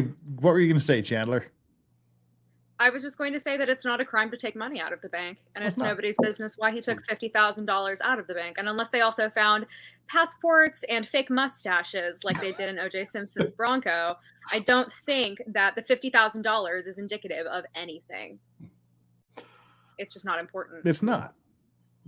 And like he was going to score a week's worth of pills for Alec Murdoch. Nice. That's good. That's good. I envy you in the US for this, because over here, if you're over more or less $1,500 in cash, you have to declare what you're using it for. Wow. Yeah. That's fun banking. The same banks who are now fucking us over. Yeah. I mean, I've mentioned this in the run up to my separation. Like I walked out with literally nothing. I gave up a house, the bank account, the car, everything, because I just wanted out that badly. I wasn't going to fight over anything. You want to fight over it? Take it. Take everything. But I had a decent amount of cash that I kept in a safety deposit box in the bank. Our office was on the 3rd floor of a bank building, so there was safety deposit box. I just kept a ton of cash in the safety deposit box for emergency funds and the getting over it fund, the starting again fund. So it does not matter why he had it out, and to say that was part of his plan, and somehow he was using it to as getaway cash. I hate to tell you, but you ain't getting far on $50,000. No. That's not run away and hide forever money. It's not that much money. And by itself, taking money out of the bank, I mean, people take large amounts of money out of the bank all the time. Does that mean that they're murderers? No. We need more evidence than that. It's not doing it for me. I'm not suspicious of that personally. 50 grand is a year's salary. That's not fuck off money. That's no. I'm going on a 1 month trip, maybe. Yeah, I mean, 50,000 is a lot of money, but it's not a lot of money to run away and hide for the rest of your life with. So, and again, it's my money. Fuck you. I mean, that's what it boils down to. Exactly. It's not a crime. It's just not a crime. No. It's nobody's business. That's all there is to it. I saw that in the chat. This is COVID time. Yeah. Everybody took out cash. True. That's a good point. We got a couple of super chats here, and then we'll jump back into this. From the crime scene photo, says XCOMA000Z, it is clear, very clear, he was sitting in the couch bleeding from his head at one point. If it's before or after the carpet blood, that is correct. There's like on the back of the pillow, there's a pool, like some blood stains, and there's a couple of drops on the seat cushion. But he was clearly sitting back with it bleeding from his head, leaning back on the sofa. I mean, that's just clear to me. Gigi Beauchamp again. Friend died, hit head on car door windows, 0 blood. Yeah, you can die without leaving blood. Okay, we did that one, Vince. Legendary Racing needed the $50K to invest in the weed business. It was one of the theories we talked about. And Shannon 7, when I took way less out of the bank, they said they had to ask what it was for. And that's when you go, it's my money, none of your fucking business. We can do that in the States. I'm going to buy a big poster that says, none of your fucking business. IWD divorces and the tax man are why most first-generation immigrant business owners always keep most of their wealth out of the banks and always either in precious metals or jewelry or real estate. Yeah, I mean, there's all the stories. You hear the stories of some old timer, they die and they find like their entire mattress is made out of dollar bills. You know, I think they just keep because they don't trust the banks. There's always money in the banana stand. Sorry, kind of botched that. Nice. Nice Arrested Development blast there. Good. I'm a big fan. When law enforcement gets there, he still has more than $46,000 in cash. You're going to see pictures of the bank bag, literally all the money still bound. Not all of it. There's 3,000. He'd already used $3,000. The state will suggest to you that's in case anything goes wrong. He can make that quick run to some location to be out of harm's way or out of apprehension with that much money on hand. You'll hear the daughter indicate that when she left on Sunday afternoon, just hours before Rosalio Gutierrez is gone, that she saw rope and duct tape, new rope and new duct tape down in his basement. It was down on top of essentially a wheelie, a desk chair that's down there. When law enforcement gets to this location on the 19th, there is a wheelie chair down there in the basement. The daughter is completely right about that. But no rope, no new rope, and no new duct tape. So the state would suggest to you that is ideal stuff if you think you need to move a person bleeding, dead, if you need to seal up a carpet, try to prevent as much bleeding as you possibly can from the body of maybe he needed it to take that fat chick to dinner. During this period of time, there's an extremely heavy rain going on in Kenosha and in the Milwaukee area. Very heavy rain. And so people are not out and about, obviously, in the same way they normally would be. Another way that the defendant prepares is when we go into his multiple phones, we find that the phone he usually uses to contact people, the phone that he usually uses in situations, is not being answered, though it is just before and just after, but not being answered from 7:30 p.m. to 11:19 p.m. Left behind the phone that had smart capabilities that would be tracked, left that behind, and so was not able to answer the calls and the texts that come from multiple people, including his girlfriend, Christine Remsburg, who tries to contact him multiple times because she is expecting him in those evening hours to come over. She's talking about what they're going to have for dinner. She's talking about what movie they're going to watch. And finally, she basically, sometime before 11:19 p.m., says, okay, I'm going to bed. She's expected him. And he never shows up at her house and never gives her an explanation until after he would have time to drive from his home in Mequon to Kenosha, commit this crime, and get back to the Mequon area, grab up the phone that he hasn't been answering, and now texts her and says, oh, sorry, fell asleep. Fell asleep during the exact hours that Rosalio Gutierrez is never seen again.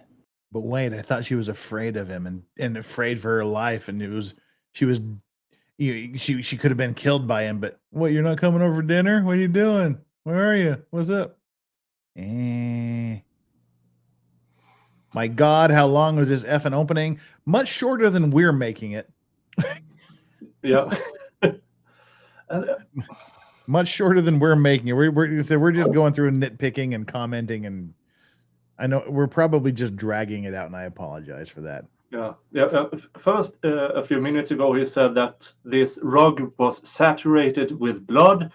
Yeah. And he used the duct tape and rope to seal that rug.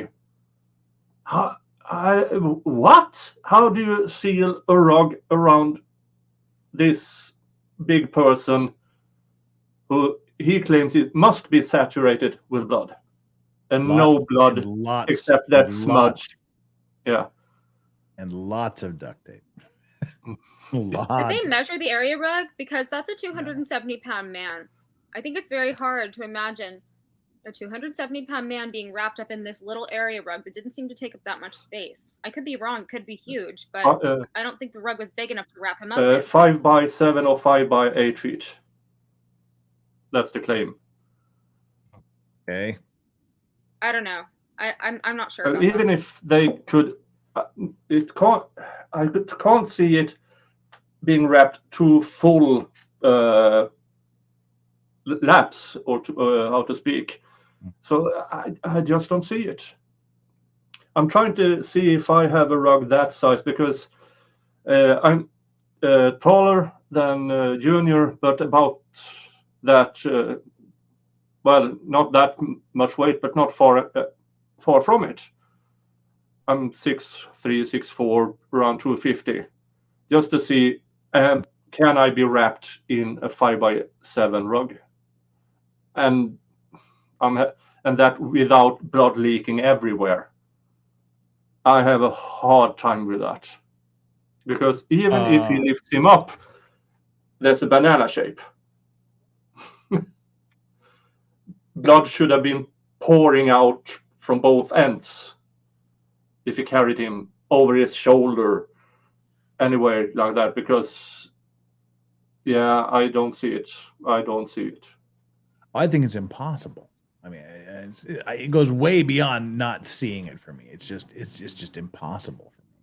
Yeah, and somehow in the claim, he when he took it into the back of the van, one teeny tiny smudge escaped, but him driving home like a maniac, and then driving to Walmart, and then driving to work, that didn't make everything splash around in the back. I don't see it. Yeah, no. Just hope the jury thinks the same way. Thank a farmer. Did they say in trial how dirty the van cutout was? Nope. And Tanya R. ZA was going to pay RG 50 grand to leave town, but someone beat him to it. Oh my God. That's not to leave town, but to break up with Sadie.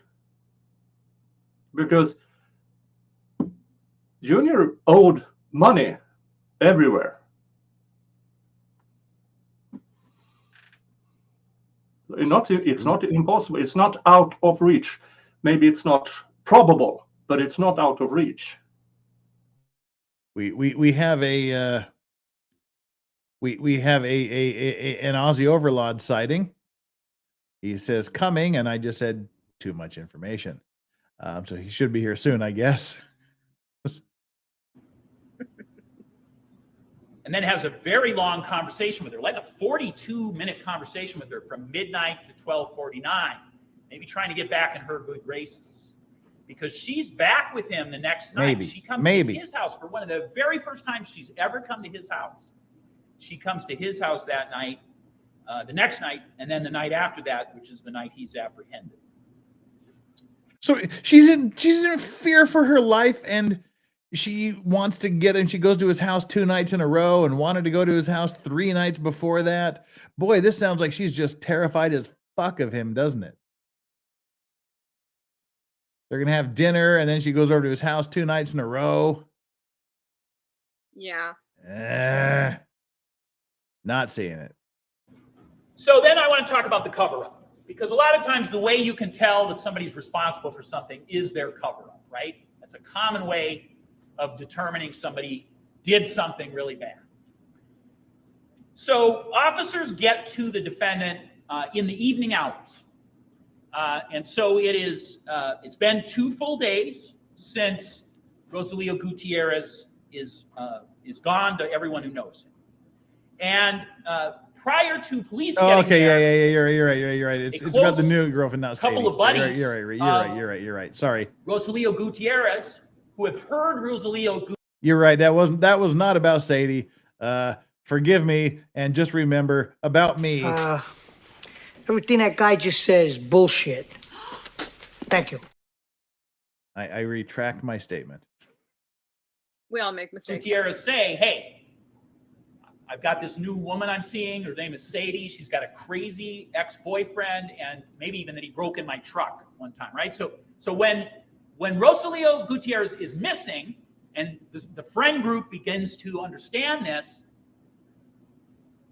Michael Campbell is the type of friend who will drive to the person's house where that is suspected in his mind and just go and try to confront the guy. And so he and his buddy go there and they beat the police there because the police are still, doing the police thing. Convenient. And they bring up, hey, our buddy Rosalio is missing. Do you know anything about this? And the defendant claims he's not his brother, claims he's not Zachariah Anderson. Yeah, and see if 2 people, and they didn't even knock on his front door, they went around into his backyard and accosted him and said, "Are you Zach? Are you Zachariah Taylor? Gutierrez is missing, and we think you have something to do with it." They'd be lucky if I just told them I was somebody else. I mean, what's he going to be? What is he going to do? Is he going to just be like, "Oh yes, I'm Zach. Hold on one moment. I'm just getting out of the shower. Give me a second." I mean, they're trespassing on his property, most likely. Good luck. He They just didn't probably shoot him are in the angry. fucking heads. He doesn't know if they have a weapon. He doesn't know what's going on with them. They're strangers to him. Why would he open the door for them? There's no crime in lying when somebody is coming to your property and they sound threatening. And he calls the police, right? So anyway. Yep. Yeah. He claims he's his brother. He calls the cops. By then, these guys have already left. They're not trying to fight anybody or anything else. They're simply trying to ask a question. This guy's clearly not going to answer their question. They leave. So he already knows by that moment that Rosalio Gutierrez, this person he's focused on, who he's been to his house, he's texted a direct quote of what he said, he's done all sorts of other stuff regarding him, he's certainly communicated to Sadie many times about him. This guy's missing. When they go on the 19th and they look inside that minivan of the defendants, they find that the back is bleached. There's all sorts of bleach stains on the back carpeting. That the seats are out, just the front seats are in, and wrong. The back third, the middle seats were missing. Dumbass. Of the carpeting in that van has literally been cut out. So you're down to where the electronics is exposed. You're down to the plastic flooring under. The carpeting from the minivan is missing, is cut out.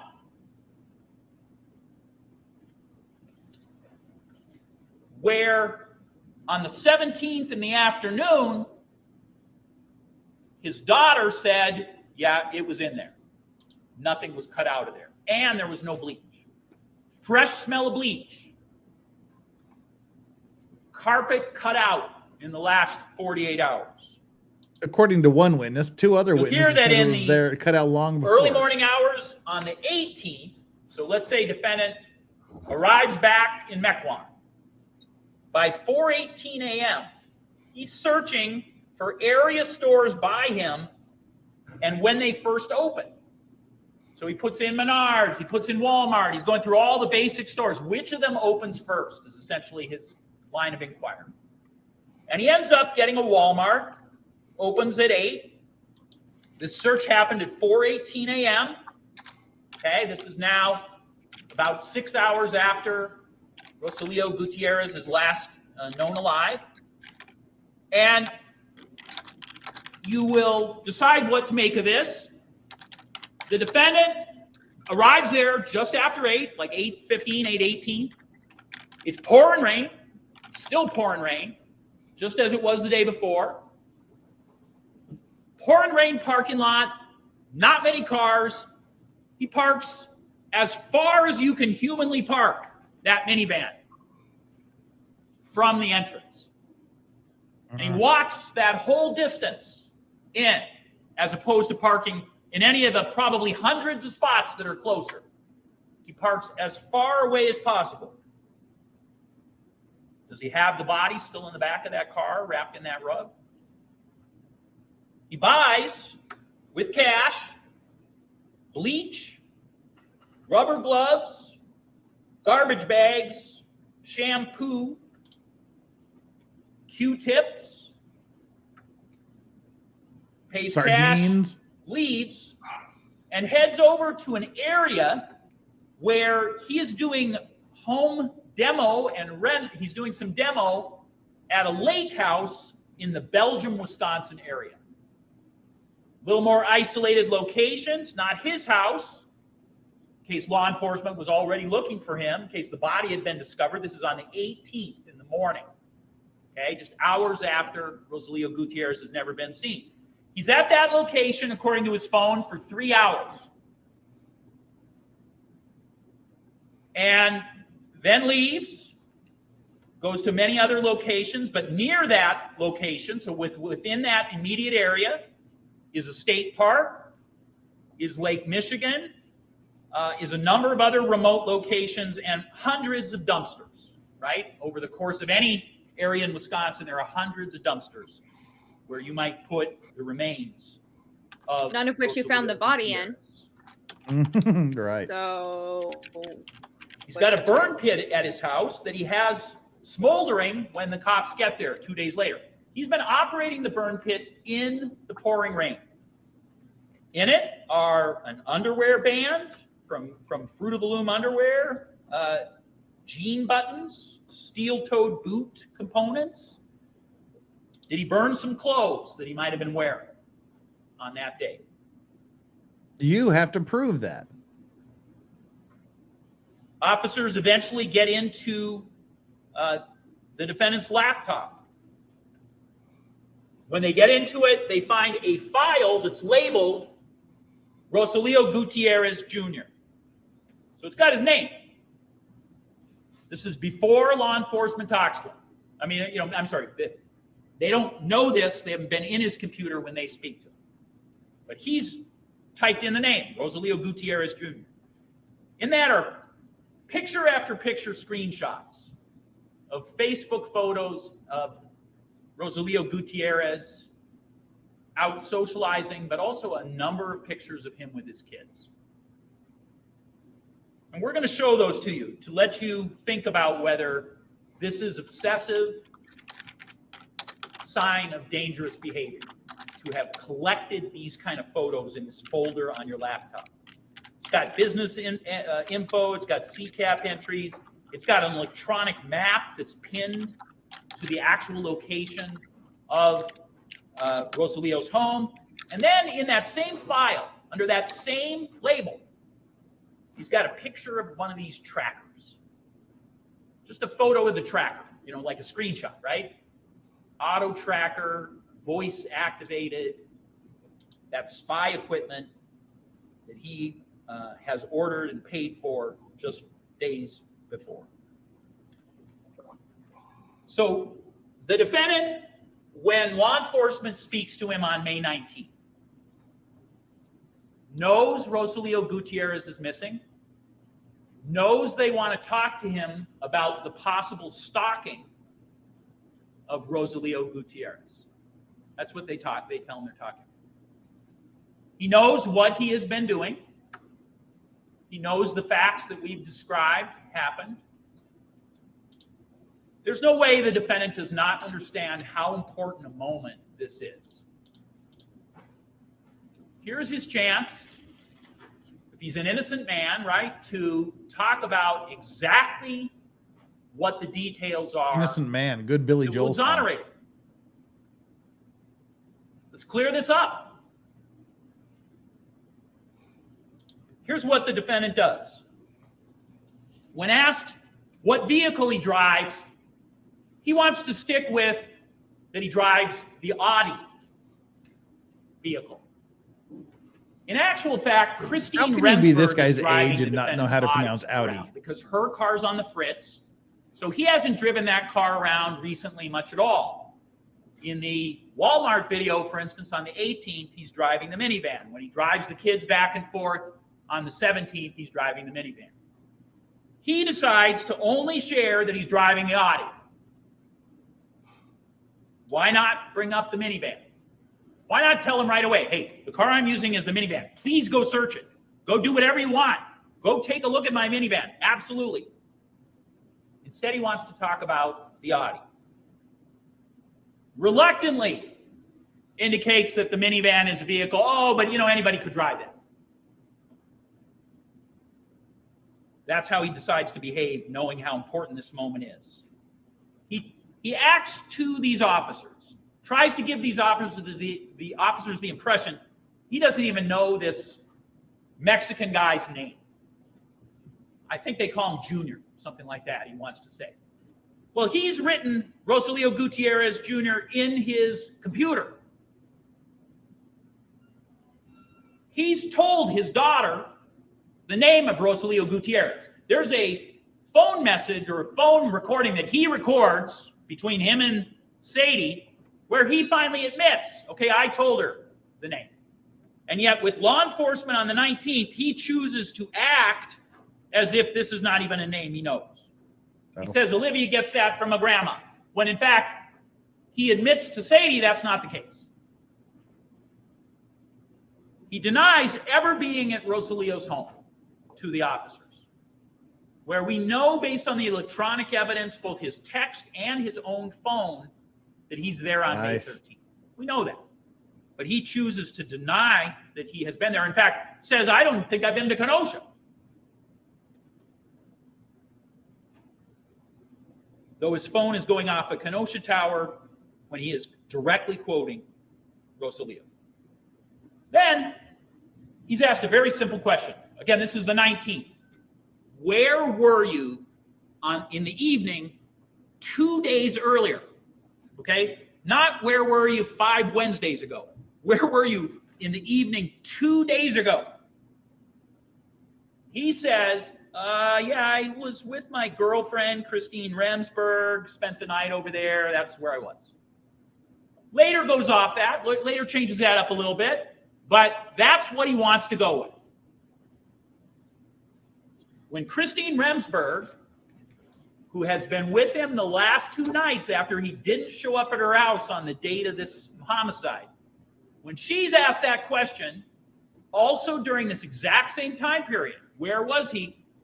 She also chooses to provide false information about his whereabouts. She says, yeah, he was with me, and that's completely false. She eventually is exposed because her sister says, that's not what happened. And when confronted with that, she says, okay, you're right. Stupid sister. It wasn't at my house. So the two of them have exactly the same false information about where he was. So you are going to finally hear 2 other important pieces of evidence from the state's perspective.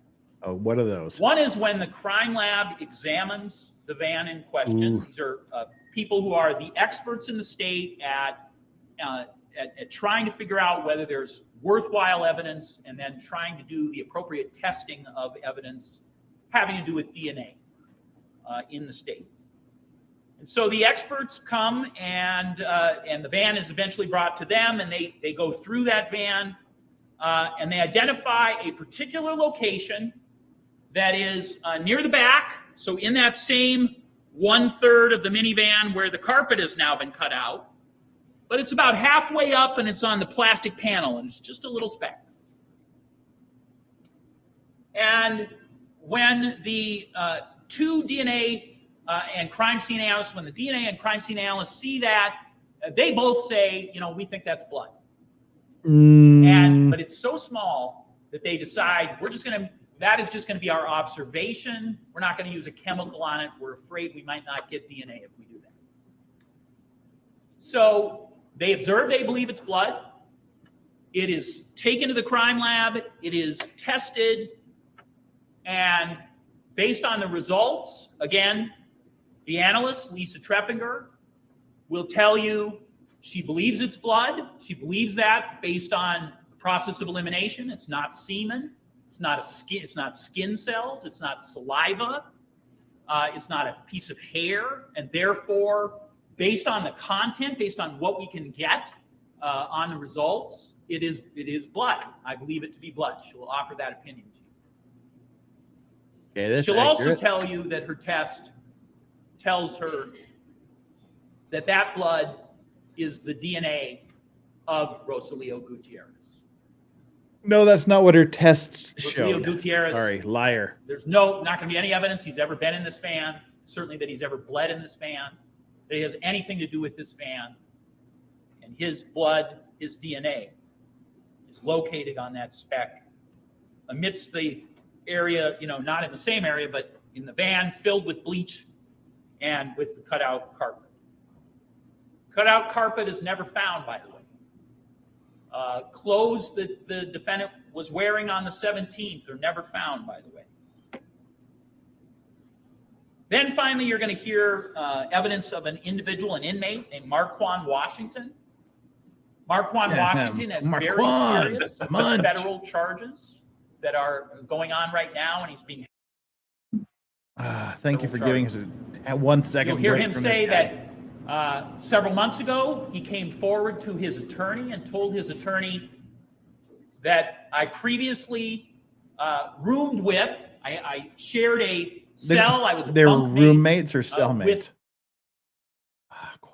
That when that occurred, that we bonded over some common sort of criminal activity. So, we talked, and I'm not going to talk about the details, but that they bonded over some discussions of their life prior to this date. You'll hear that Marquand Washington was able to tell details about the case, such as when the police raided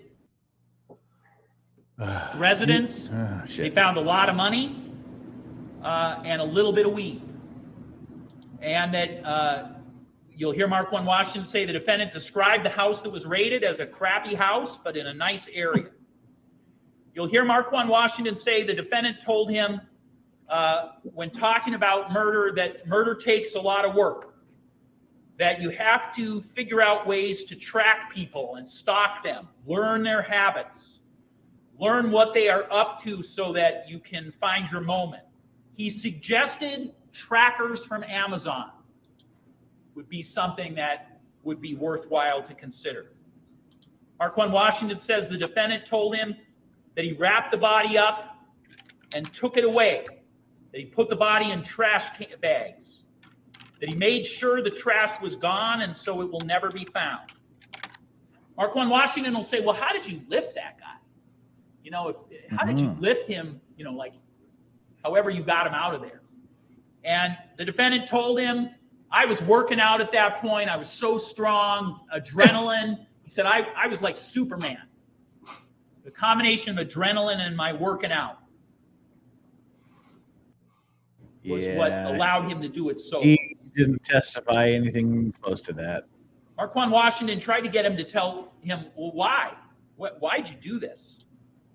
And he said he never really had a real answer, but that one thing that struck him that the defendant told him was, my ex was getting serious with this guy, and she was happy. Didn't testify to that either. The defendant admitted to Marquand Washington he also had a girlfriend then, though they are no longer together during the period of time that the two of them stayed together. But he provided those details. So you'll hear about the act itself. Another You'll sound hear of from silence. people who love and care about. It's AussieOverlawd in the house. Gutierrez, that he is gone. Got You'll hear about about 4 the more physical minutes of evidence, this. and you'll hear about the confession made. And when you combine all of those pieces of evidence, then from the state's perspective, you will have enough evidence and will hold the defendant responsible. Thank you. Oh, good. It's not 4 minutes. It's that long. Phew. Can we just have 10 seconds of silence? We're not being yelled at by anybody. Yeah. Just 10 seconds without Binger Senior's voice. Hi, Hayden. You're still muted. You're muted. All right, I was Hi. putting the Rumble thing together. That wasn't 10 seconds. How you doing? I take it's been a rough morning. It's just been a long morning. I'm tired. I'm fading fast here. Fair enough. We just kind of went through the DA's opening statement to see how much of what he said he was going to do, how much of that he actually did. From what he said to what he put on the stand, and I'll give him a C in his performance overall. He did some things, didn't do other things, didn't do any of the big things. I'll give him a C as far as doing what he said he would do. What do you guys think? Well, yeah, probably. But I will say that where he gets the marks is showing that nobody's heard from the guy. Where he goes from an A to a C is in proving there's anything to do with murder.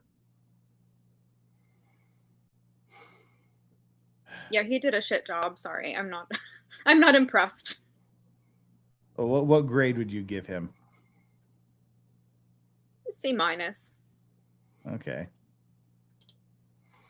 But again, like I said, the points come off on anything relevant to what's being charged. You know, say, oh, we're gonna put someone on the stand to testify there was blood on the ceiling. Okay. We're gonna put somebody on the stand to testify there was just a spot in the back of the car. Yeah. But it was his DNA. No, that's where you get the demerit. So literally it's just like a C overall, but the points all come off on anything important and relevant. Yeah, and that sea of blood everywhere as he described, and then when I saw the crime scene photos. That's my new answer. I'll give him a C for the sea of blood in the living room. Yeah, but here's the thing. We might know how a crime scene filled with blood is, as he is describing how that is supposed to look like compared to the photos. It's not certain the jury knows. That's a concern. Well, I've seen a lot of people in the chat say that, you know, they're not impressed with the amount of blood, that they're very surprised by the lack of blood. But is that because they're independently smart, or they're just listening to four geniuses tell them that? I think it's pretty apparent. I think that's one of the things that like most people would know. And I have to say, I've seen some really interesting comments. So all of the people who are over at Law and Cut, who are, you know, very pro prosecution, they are saying things like, well, with all of the blood in the apartment, he had to have done it. Yeah, I mean, how does that make any sense? With all the blood in the apartment, this random guy had to have done it. You want to know how it makes sense? Because they're not looking at the photos. They're just listening to the audio. Because a lot of people will listen to the court audio, but they'll be working or they'll be doing other stuff. And the problem is, if you're not looking at the photos, you don't see the disparity. So you'll believe what the DA is saying. And if I hadn't seen the photos myself, I would be like, but there's a ton of blood in the apartment. How do we get past that? You know, you have to see it for your own, but again, with your own eyes. How does a ton of blood in Nick's house prove that Hayden killed him? When there's not there's not even a pinprick of Hayden's DNA in Nicholas' house. It doesn't, but if there was a ton of blood in the apartment, like he says, then I would be more inclined to believe that he's actually dead. Yeah. But the fact that there isn't enough I'm blood, willing to concede he's dead by somebody's hand. It's also about the DA misrepresenting information.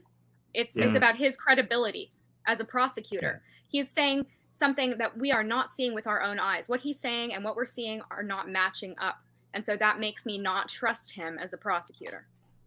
In addition to all of the other things that I have seen him do that seem sketchy. Jeff is right. Hayden is sus. Okay, well, I've done my duty here.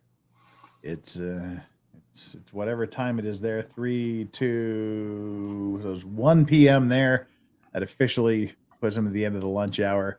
I don't have 875 million super chats to reach, and I've got 4 here, and then I'll be all caught up. Chris Catania says dead weight tested for law enforcement is as follows. The candidate must then drag a 150-pound dead weight a distance of 20 feet. Now try 270 pounds of bleeding flesh without leaving a trail of blood. Or drag marks or anything from the apartment out. And I'm not sure about that, what they are saying about the outside of the apartment door. Because if he's opening the door and gets whacked, it should be spatter on the door. The only testimony I've heard about the outside of the door is a smudge.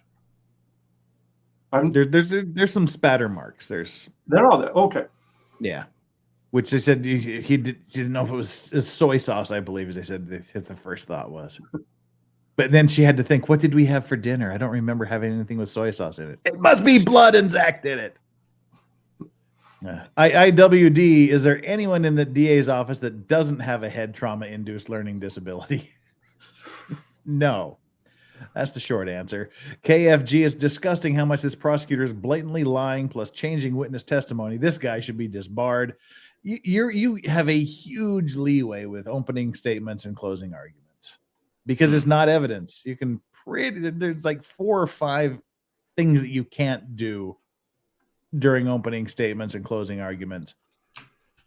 And other than that, you can pretty much say whatever you want. And then it's up to you to present evidence.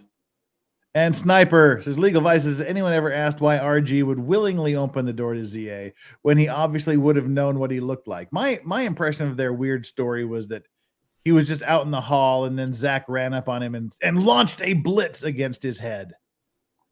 A blitz attack. And no one heard or saw that while he was fumbling around for the keys to get the door open. No. And theoretically, there'd be blood in the hallway. Nothing that the prosecution has said has made any real sense to me. I have to concur. Hope you're not looking for an argument from me, because I don't have one. I tend to agree with you.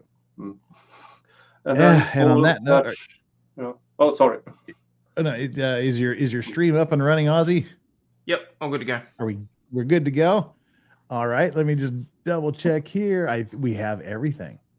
We have everything done. We're up to speed. So we're going to turn this over to Hayden over on AussieOverlawd. Let me get this all nice and set up.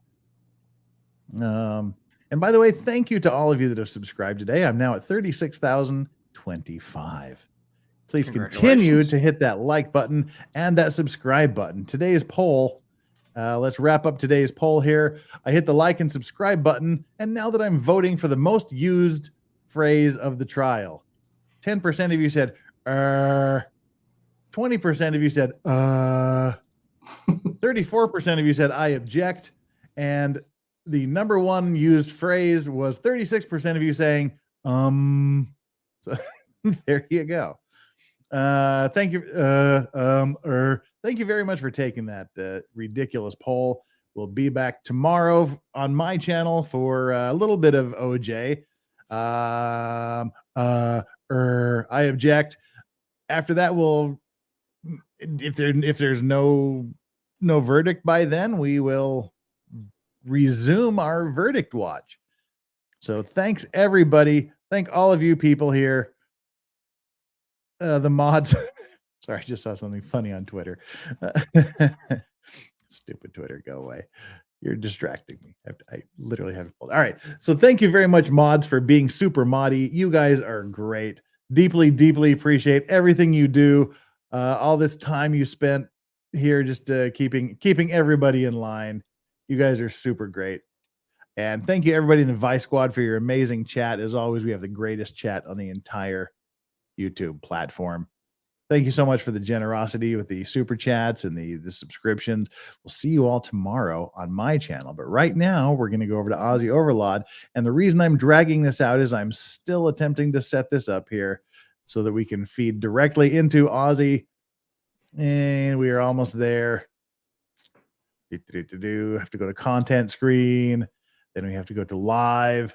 Then we have to go over down here to today's stream, customization, and here is the redirect. Let's redirect into there we are. AussieOverlawd. So what's going to happen is I'm going to end this stream. You should, if you have the autoplay function selected on your YouTube viewing, you should be directed automatically over there. If not, there's going to be a little blue box up at the top of chat that says something's happening over in Aussie land. Go check it out. And if that doesn't work, you're just going to have to go search AussieOverlawd manually and do it that way. Come join us, wait and watch, and blow through some sovereign citizen videos, some drunk grandmas, and a news article about a man accused of slapping a woman in the face with a pizza. Cool. See you later, guys. All right. And with that, guys, well, I guess we'll see you over there. He has the link down here for us. I better copy that before I shut this down. All right.